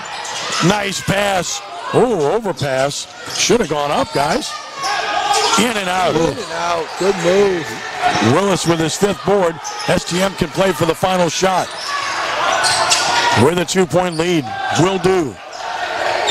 10 seconds left. 8 seconds. Long 3, Mouton. Oh! Boy, he's tough. Woo! Wow. That's a big shot. And a big Didn't shot have that much arc on it, too. That was a line drive. to distance themselves at 38-33 after 3 quarters. Mouton with 15 points now in the game, including 3 triples. His range is unlimited. Yeah, he can. If he's open, he's shooting it. He's got the green light, and boy, that was really big time right there in the quarter on a heck of a quarter for St. Thomas More. Well, we still got a quarter to go, Yeah. and it doesn't. You can't match it up to last year's quadruple overtime game, but this is an excellent championship game. It really is. These guys, boy, that that neither one are going away. They're going to keep battling for the full 32 minutes. St. Thomas More with a terrific third quarter, and Karr with a great first half. So look, it's going to be down to the wire. Well, the thing about Mouton, I mean, he's 6'5". I mean, he's long. He can get his shot at this level over most anyone. Yeah. And Karr knows who he is. I mean, that's 25 feet there. That's tough to guard. Yeah. Not much else you can do. Yeah. Today's coverage on Crescent City Sports is brought to you by the Lamarck Motor Company in Kenner. The Lamarck Pre-Owned has a huge selection of pre-owned vehicles, all makes and models. Even have great deals for under $12K. Wow. Must be a reason. You know a little bit about that, Mr. Gallo. Yes, sir. My daughter bought a car from there this week. And the popcorn was excellent, too. Popcorn was great. The mints are outstanding.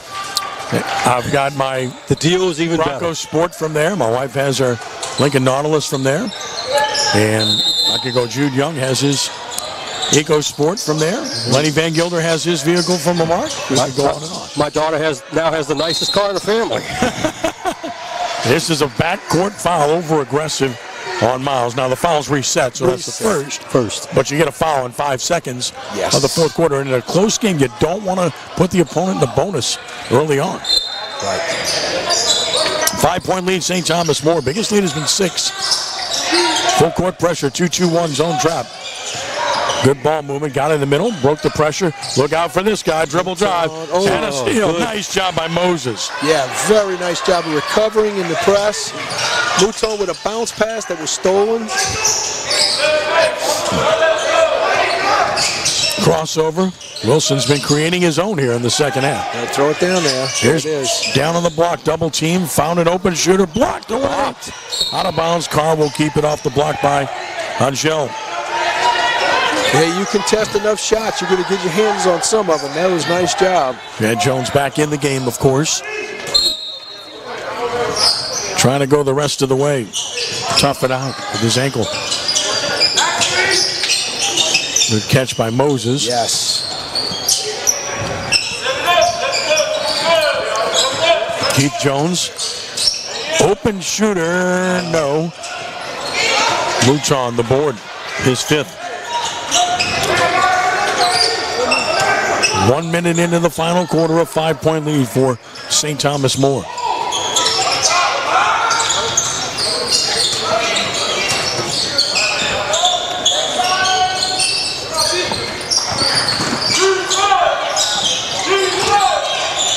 Open 3, no. Short. Good rebound. Miles controls the board. Wilson off the dribble. Straightaway 3. That's too strong. Too strong. Mouton will run it down. The 6th board. Oh, wide open. Good give and go. He's got the bounce.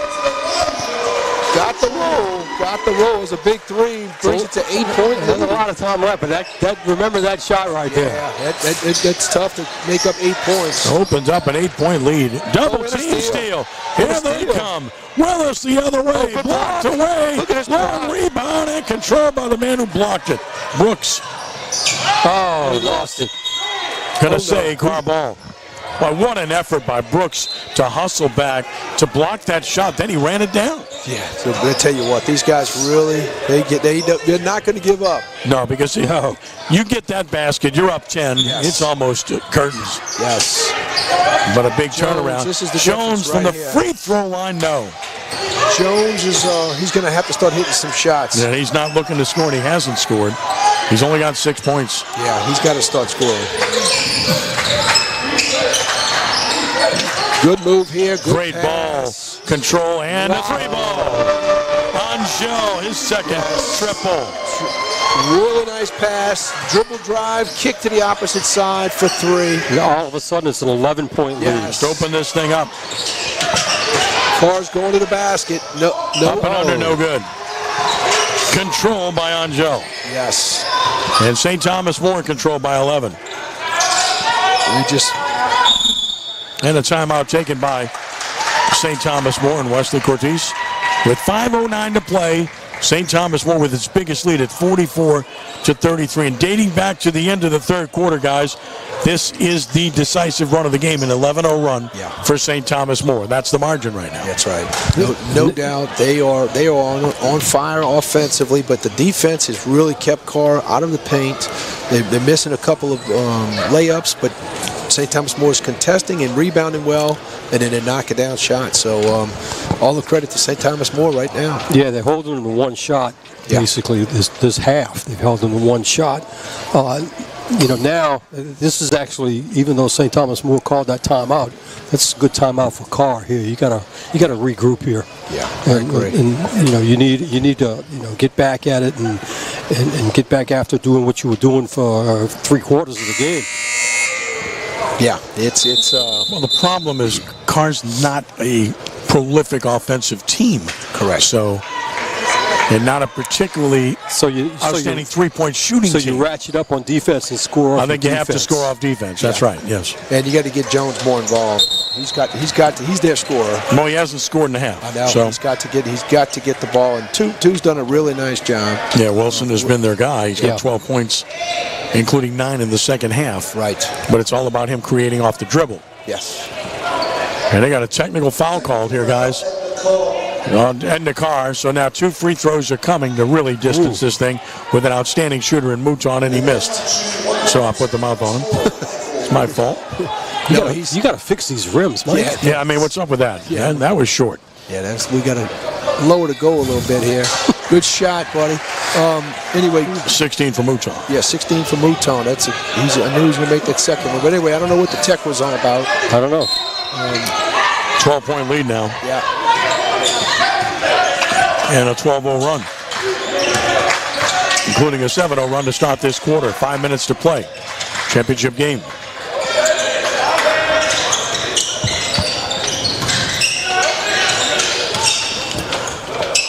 Overplay. Yes. Jones off the drive, right hand, no. Good rebound. Yes. Cougars got to run. Here it is. There you go. Oh, man.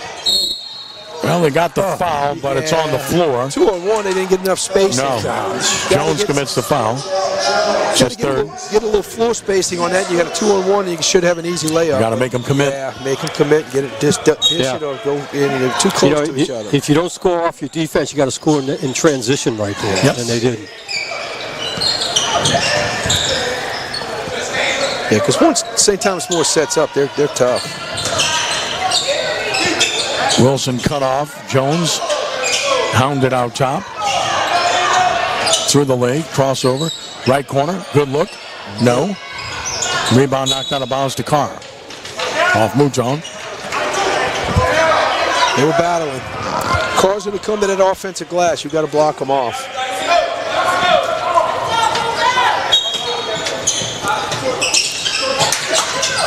Baseline drive, reverse it. It's good. Nice. Slaughter with his 6th point. Yeah, Slaughter, nice move. Breaks the skid of 12-0 to make it 45-35. 4:05 to play.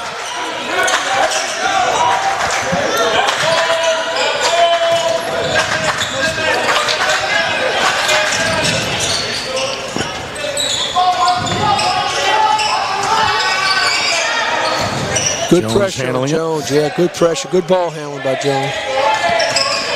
All the way to the hole, and they call a foul. So 2 shots are coming for Willis. That's going to work on Wilson. Second on Tyrone Wilson. First team foul on Karr. So they're not going to be sending STM to the line very much with 1 team foul. Well, here is Willis, who made his first last time around to complete a 3-point play. And cannot make his second. 1 for 8. Yeah, that's going to be critical down the stretch, though. That he's going to, he's going to have to start making some free throws to get this lead. To otherwise, Karr may be fouling him. Yes, he can't make it. 1 for 9. So you know they're going to go to fouling him late. Yeah, he's a perfect guy for a hack-a-shack. Right. He's really struggling there. Long 3, Wilson. Good rebound by Jones. Yes. Sealed his man off. Got his 4th board. He's limping up the court diagonal to Jones. Somebody lost a shoe. If you didn't like him already, you like him a lot, even more now. Play defense with 1 shoe, buddy. Yep. Try anyway. Oh, he almost got a steal. Mouton crosses over, cuts through 2, and then they got to say carry the ball. Oh, my goodness. Turnover. You don't see that called a whole lot. No, that was a good move. Good move by Mouton. 3:05 to play. 45-35 lead for St. Thomas More. Karr's got to hit a shot here. Got to get this under 10 to make it exciting. Good screen up top. Wasn't looking for the 3-ball though. Jones off the drive. Well, he somehow gets the shot up, but tremendous defense, and it's rebounded by Willis. Jump ball. Jump ball indeed. I think what Karr's going to have to do, the alternating possession of Karr's going to have to start taking those threes. I mean, you can't pass those up and then try to shoot contested shots in the lane. You need points right now. You're down 10 with under 3 minutes left. Yeah, you got to get. You get the look for 3. You got to shoot. Right. Yeah, Karr's got to get a bucket here to make this interesting. Right there. Good Go play. up. Good play. Good inside out here. There you go, and couldn't make it. Good block out. Yeah, really good seal job. Very impressive fundamental ball by Anthony Angel. Of course, that's also not Karr's strength, as we said before. Yeah, you got to. But they're not finishing at the rim either, so that's tough when you can't hit threes. Well, I think the defense and the length of STM is bothering them, as it does a lot of people. Really did do a good job. Mouton double team. That's another tie-up. Yeah. That should be St. Thomas More ball on a tie-up. I mean, Karr plays defense. We know that. They are going to defend you from start to finish. With Karr, it's always about the ability to score. Yes. Always. Double team in the corner. You don't want him bobbing in the corner, and that's why. That's why. There you go. Yeah, you can't throw that pass. Yeah, you can't. Favor the stealing basket. Single-digit game. No. Gonna get it again. There's another turnover. Favorite has it with 2:16 to play. Yeah, they're not going to go away. They just got to get a bucket. Got to be more aggressive here, though. 2:10 to play. You're down 8. That's a bump and a blocking foul and a good call. Not a shooting foul, though. No. That's going to work against Angel, his second. Only the second team foul on STM. Right. With 2:05 to play. 3 team fouls on Karr. They can continue to be aggressive because Carr's getting nothing easy.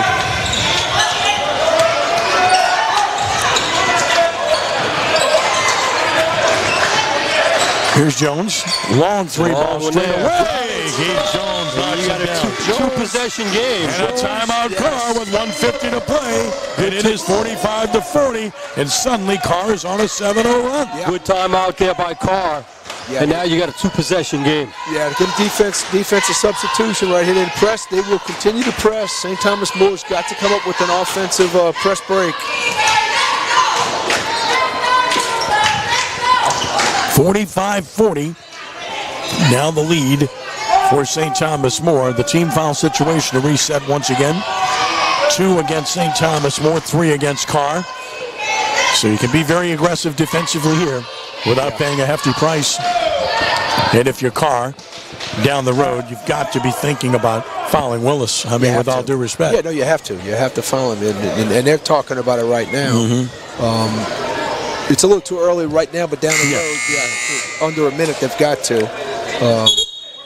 And then if you coach Cortez, you might be getting him out. You know, you might have. If you have the lead in the last minute and a half or so. Yeah, he's one of their better ball handlers, but you can get it to other guys. He's a good player. Yeah. I mean, he's got 6 rebounds in the game.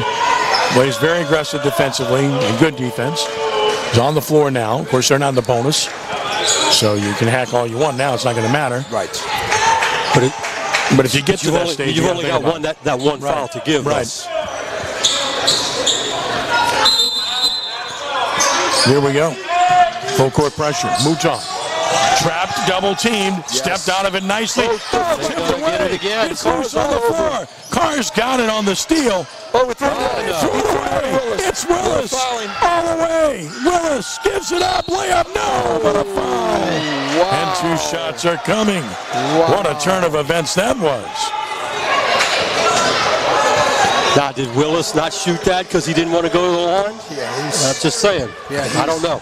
But he's a good passer as well. And this kid right here, going up strong, got fouled. He's got to make these free throws. Jackson picks up his 3rd foul. Free throws up, and the first one is going in. Yeah, it's good. Nicely done by Guidry. He's got 4 points all in the 4th quarter. The lead is 6. Now trying to make it a 3-possession game. He had that three-pointer. Guidry had that three-pointer in the corner. Yeah. Sure did. That I said, remember, that's a big shot in this game. Second for Elijah, right on the money. 3-possession game. These free throws are huge. Now a 3-possession game with 1:35 to play. Karr must score on every possession. Yeah, they got to start pushing tempo. Have to. Can't walk it up like this. You got to get moving. It's taking a little too long. Too long to get into your offense. They double team now to get Wilson to get the ball up. He does. Ooh, favorite. Thought it was going to bounce out of bounds. Dribble drive. You got to look to shoot it. Not shooting. Okay, Wilson will shoot it. That's up. That's no good. And St. Thomas more in control. Garner, the rebound, is second. They're going to keep pressing, though. They're going to keep pressing. There it is. That's a foul committed by Wilson. It'll be his 3rd. He's going to the line. Again, very few second-chance points for Karr. Yeah, that's the 5th team foul, so it should be 2 shots coming, and it will be. It'll be Willis going to the line. Well, he's in there still, but they do have a 3-possession lead. So it's not as critical for him to have to make in this situation. 1:04 to play. Willis at the line. He's done everything well in this game but shoot free throws. And he got that one. Yep. And you have to be happy for it. Yes. 6th point of the game. And an 8-point lead.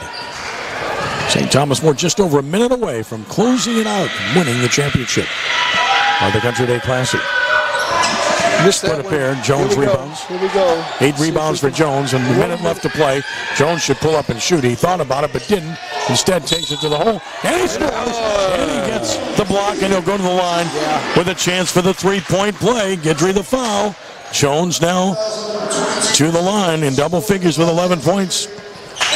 Yeah, it's a heck of a finish right there. He thought about pulling up for the 3. kept going as it turned out. Right decision, and now he has a chance to make it a 5-point game. Yeah. Wipe up the wet spot.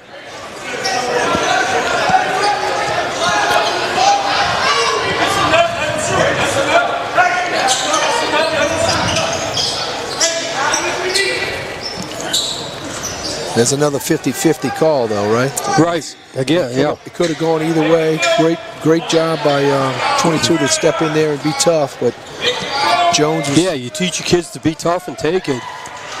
Here's Jones looking for the three-point play. Got it. 12 for Jones. 49-43. 55 seconds left. Oh, he's dribbling. Mouton in the corner, and they're going to call a foul. Yeah, he's dribbling that ball. That's tough. That's, yeah. Foul goes against Miles' third. They're going to put the best shooter at the line on the other end in Mouton.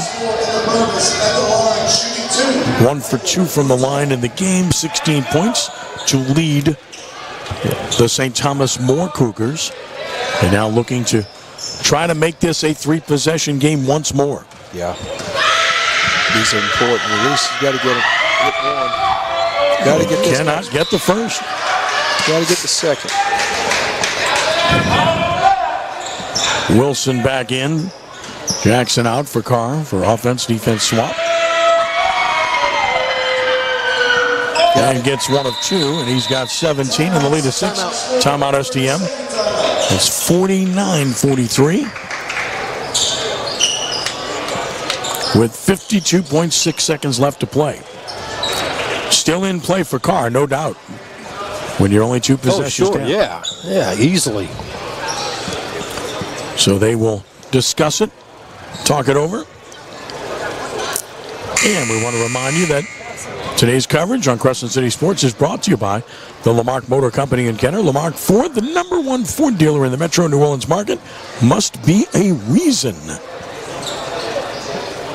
And tonight's coverage on Crescent City Sports brought to you by Rhino Shield in Mid-South. Tired of painting year after year? Go Rhino. Rhino Shield resists chipping, cracking, flaking, or peeling and is backed by a 25-year warranty.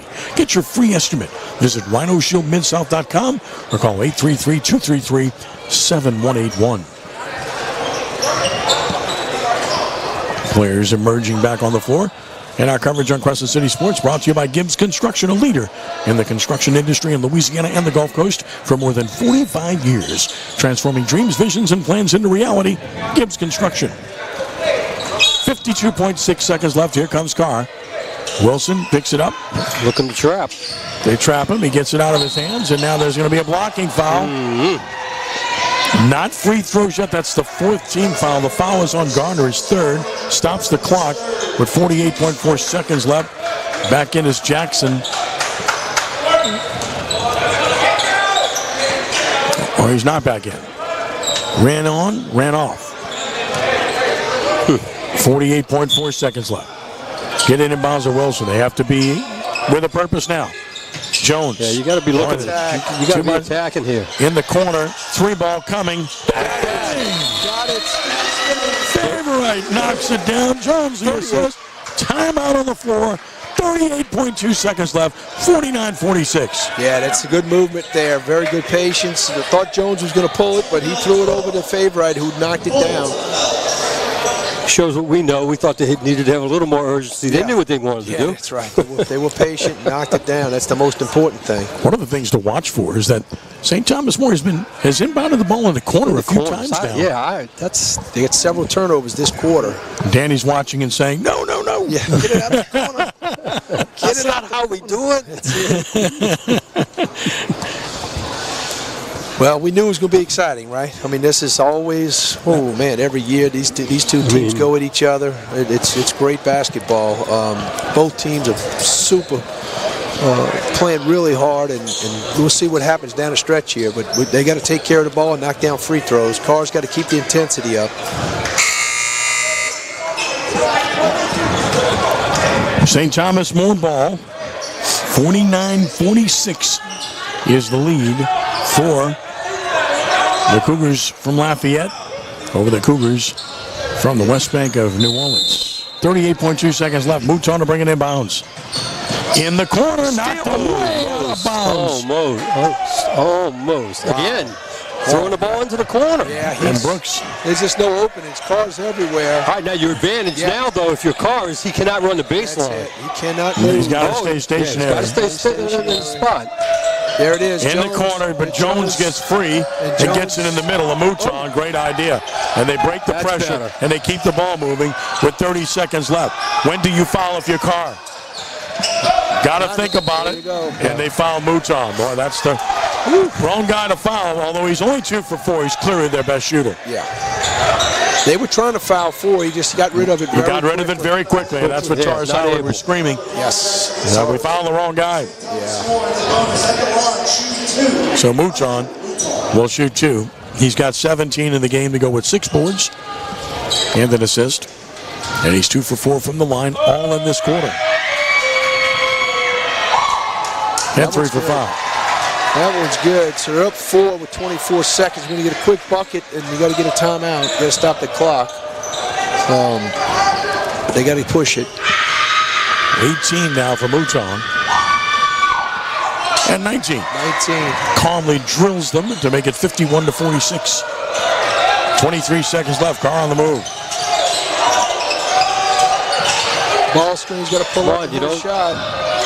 Got to do something here. You got to go. Jones dribble drive, forced it up, doesn't go. Kick in the corner, good move there. And a foul! It doesn't go. Oh, if he makes that. If he makes that, it's a different game.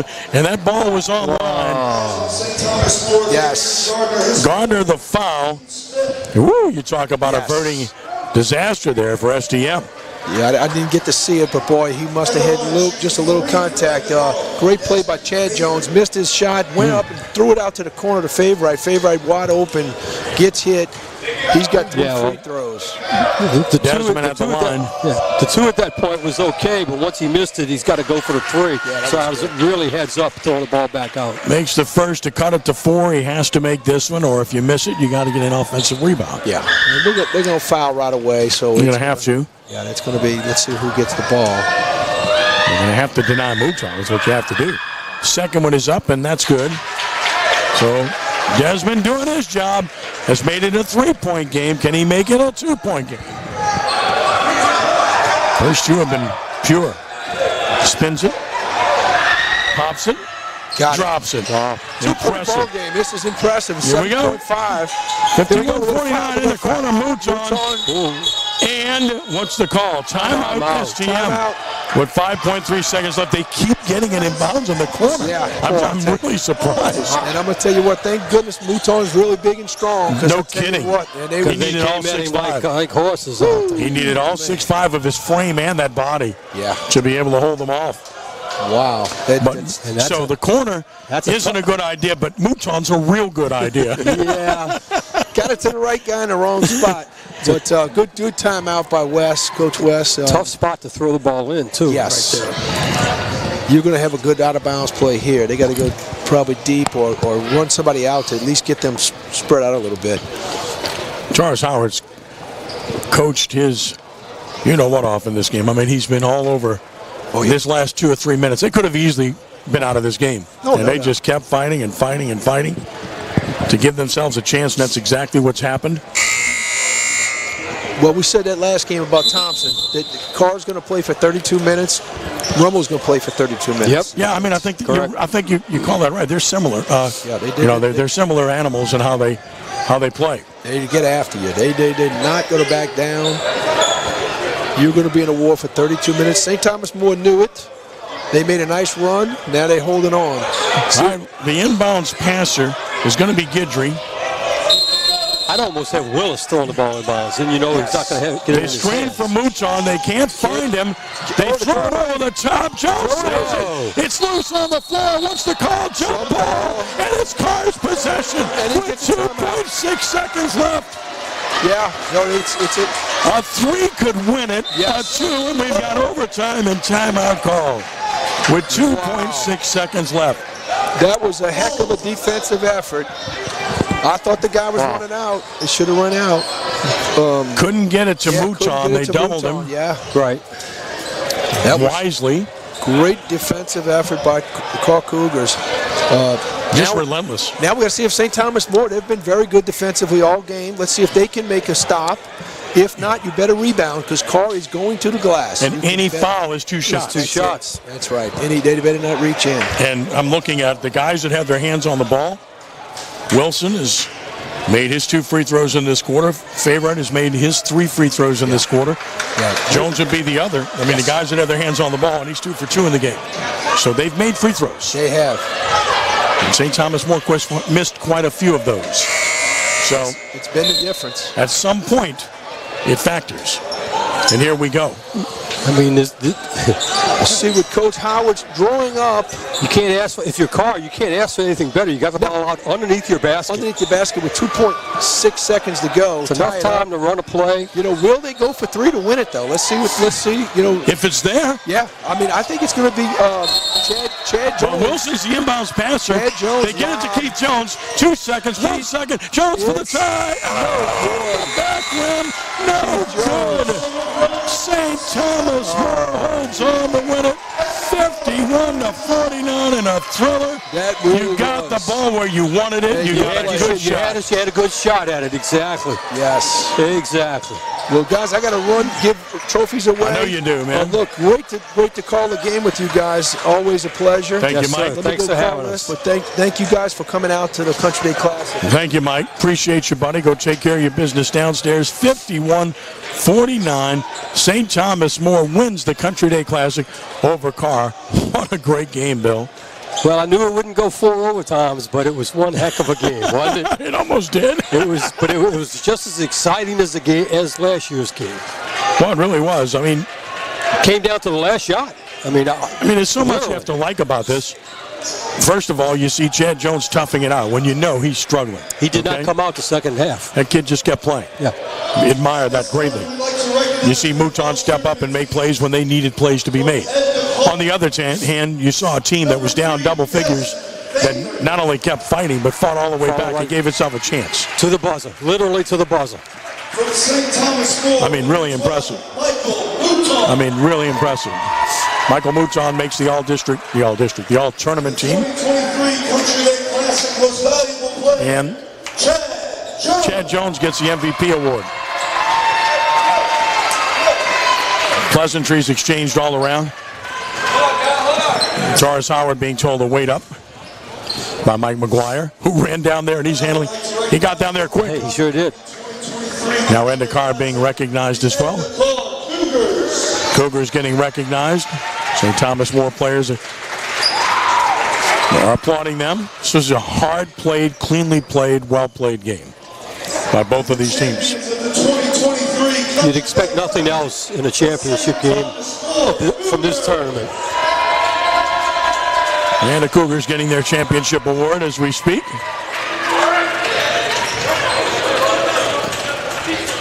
Just a good game and fun to watch as we look at some of the final numbers from this game for the St. Thomas More Cougars who win it. Bodwell Willis with 6 points. He had 6 rebounds as well. Anthony Angel had 8 points, 5 assists, and 3 rebounds. Chad Jones, the MVP of the tournament, 12 points, 4 rebounds, and an assist and a steal. Elijah Guidry finished with 5.6 rebounds, and Michael Mouton led the way. He finished with 19 points, 6 rebounds for St. Thomas More. For Edna Karr, Keith Jones had 12 points, 8 rebounds, and 3 assists. Tyrone Wilson finished with 12 points. Desmond Favorite had a total of 8 points. Kevin Slaughter finished with 6. DeQuan Jackson with 2. Ramon Miles had 6. And Jethro Moses finished with 3 points as St. Thomas More wins the Country Day Classic by the score 51-49 over the Karr Cougars. Just a really good game and a really good tournament, Bill. Yeah, 2 fine teams that you're going to see a lot of as the season goes on. Certainly both will make a move into the playoffs. Just 2 fine teams. They put on a great effort here. Sometimes you don't know what to expect on the last day of a tournament that's gone 3 or 4 days, but these guys, played till the end, and literally this game was not decided until the final buzzer. No doubt. Look, just great stuff. Outstanding performance here. on both teams' part, and a pleasure to call these games. Congratulations to Archbishop Rummel for winning the third place prize in this event with a convincing win earlier in the game you saw here on CrescentCitySports.com over Sophie B. Wright, 62-41. And then, of course, just now watching St. Thomas More hold off Karr, 51-49 in the championship games. Good having Coach McGuire up here. We used to seeing him down there animated and coaching his heart out on the floor, and yet you had him up here tonight. I think he enjoyed it. He looked like he enjoyed himself, but he was looking down at the court a whole lot. I think he wanted to be down there on the court instead. I don't blame him. Yeah, he's a great guy. He's a terrific coach. We really appreciate him and appreciate all that he does with the high school game. He's a really one of the best coaches in Louisiana, just like Danny Broussard is. And Danny, again, great to have you watching, and nothing but the best from us, as we know that Laura's going to provide, especially at this wonderful time of the year. We celebrate his birth, and we trust that you're going to be great, and your family will be rallying around you as well, my friend. And I know Bill shares those sentiments, as Absolutely. does Mike. And we all appreciate you and miss seeing you here. But I'm sure we'll see you here down the road soon. Get well, my friend. I want to thank our friends at Edna Karr, Doris Howard, everybody associated with Karr High School for their support and making this easy for us. Ditto for our friends at St. Thomas More, Coach Cortese and company here, and also to Country Day for hosting us and setting us up and making our job easy. Want to thank Chip Merritt, Matt Merritt, for doing such a great job here this evening, as well as they always do. And, of course, we appreciate all of our sponsors for making it happen. Bill, final thoughts before we say goodbye here. It's great to be back and starting another season doing this, and I mean, 2 great games, a great tournament.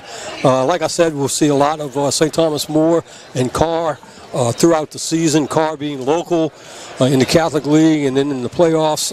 What a great way to start off our basketball broadcast season. A pleasure, buddy. Look forward to seeing you soon. Yes, sir. All right. Once again, our final here in the championship game of the Country Day Classic. 51-49 St. Thomas More, the 2023 champion, edging the Karr Cougars. For Bill Gallagher, for Mike McGuire, for Chip Merritt and Matt Merritt, I'm Ken Trahan, saying thank you for joining us and be a good sport. God bless you all, one and all. We are rounding third and we are heading home. So long.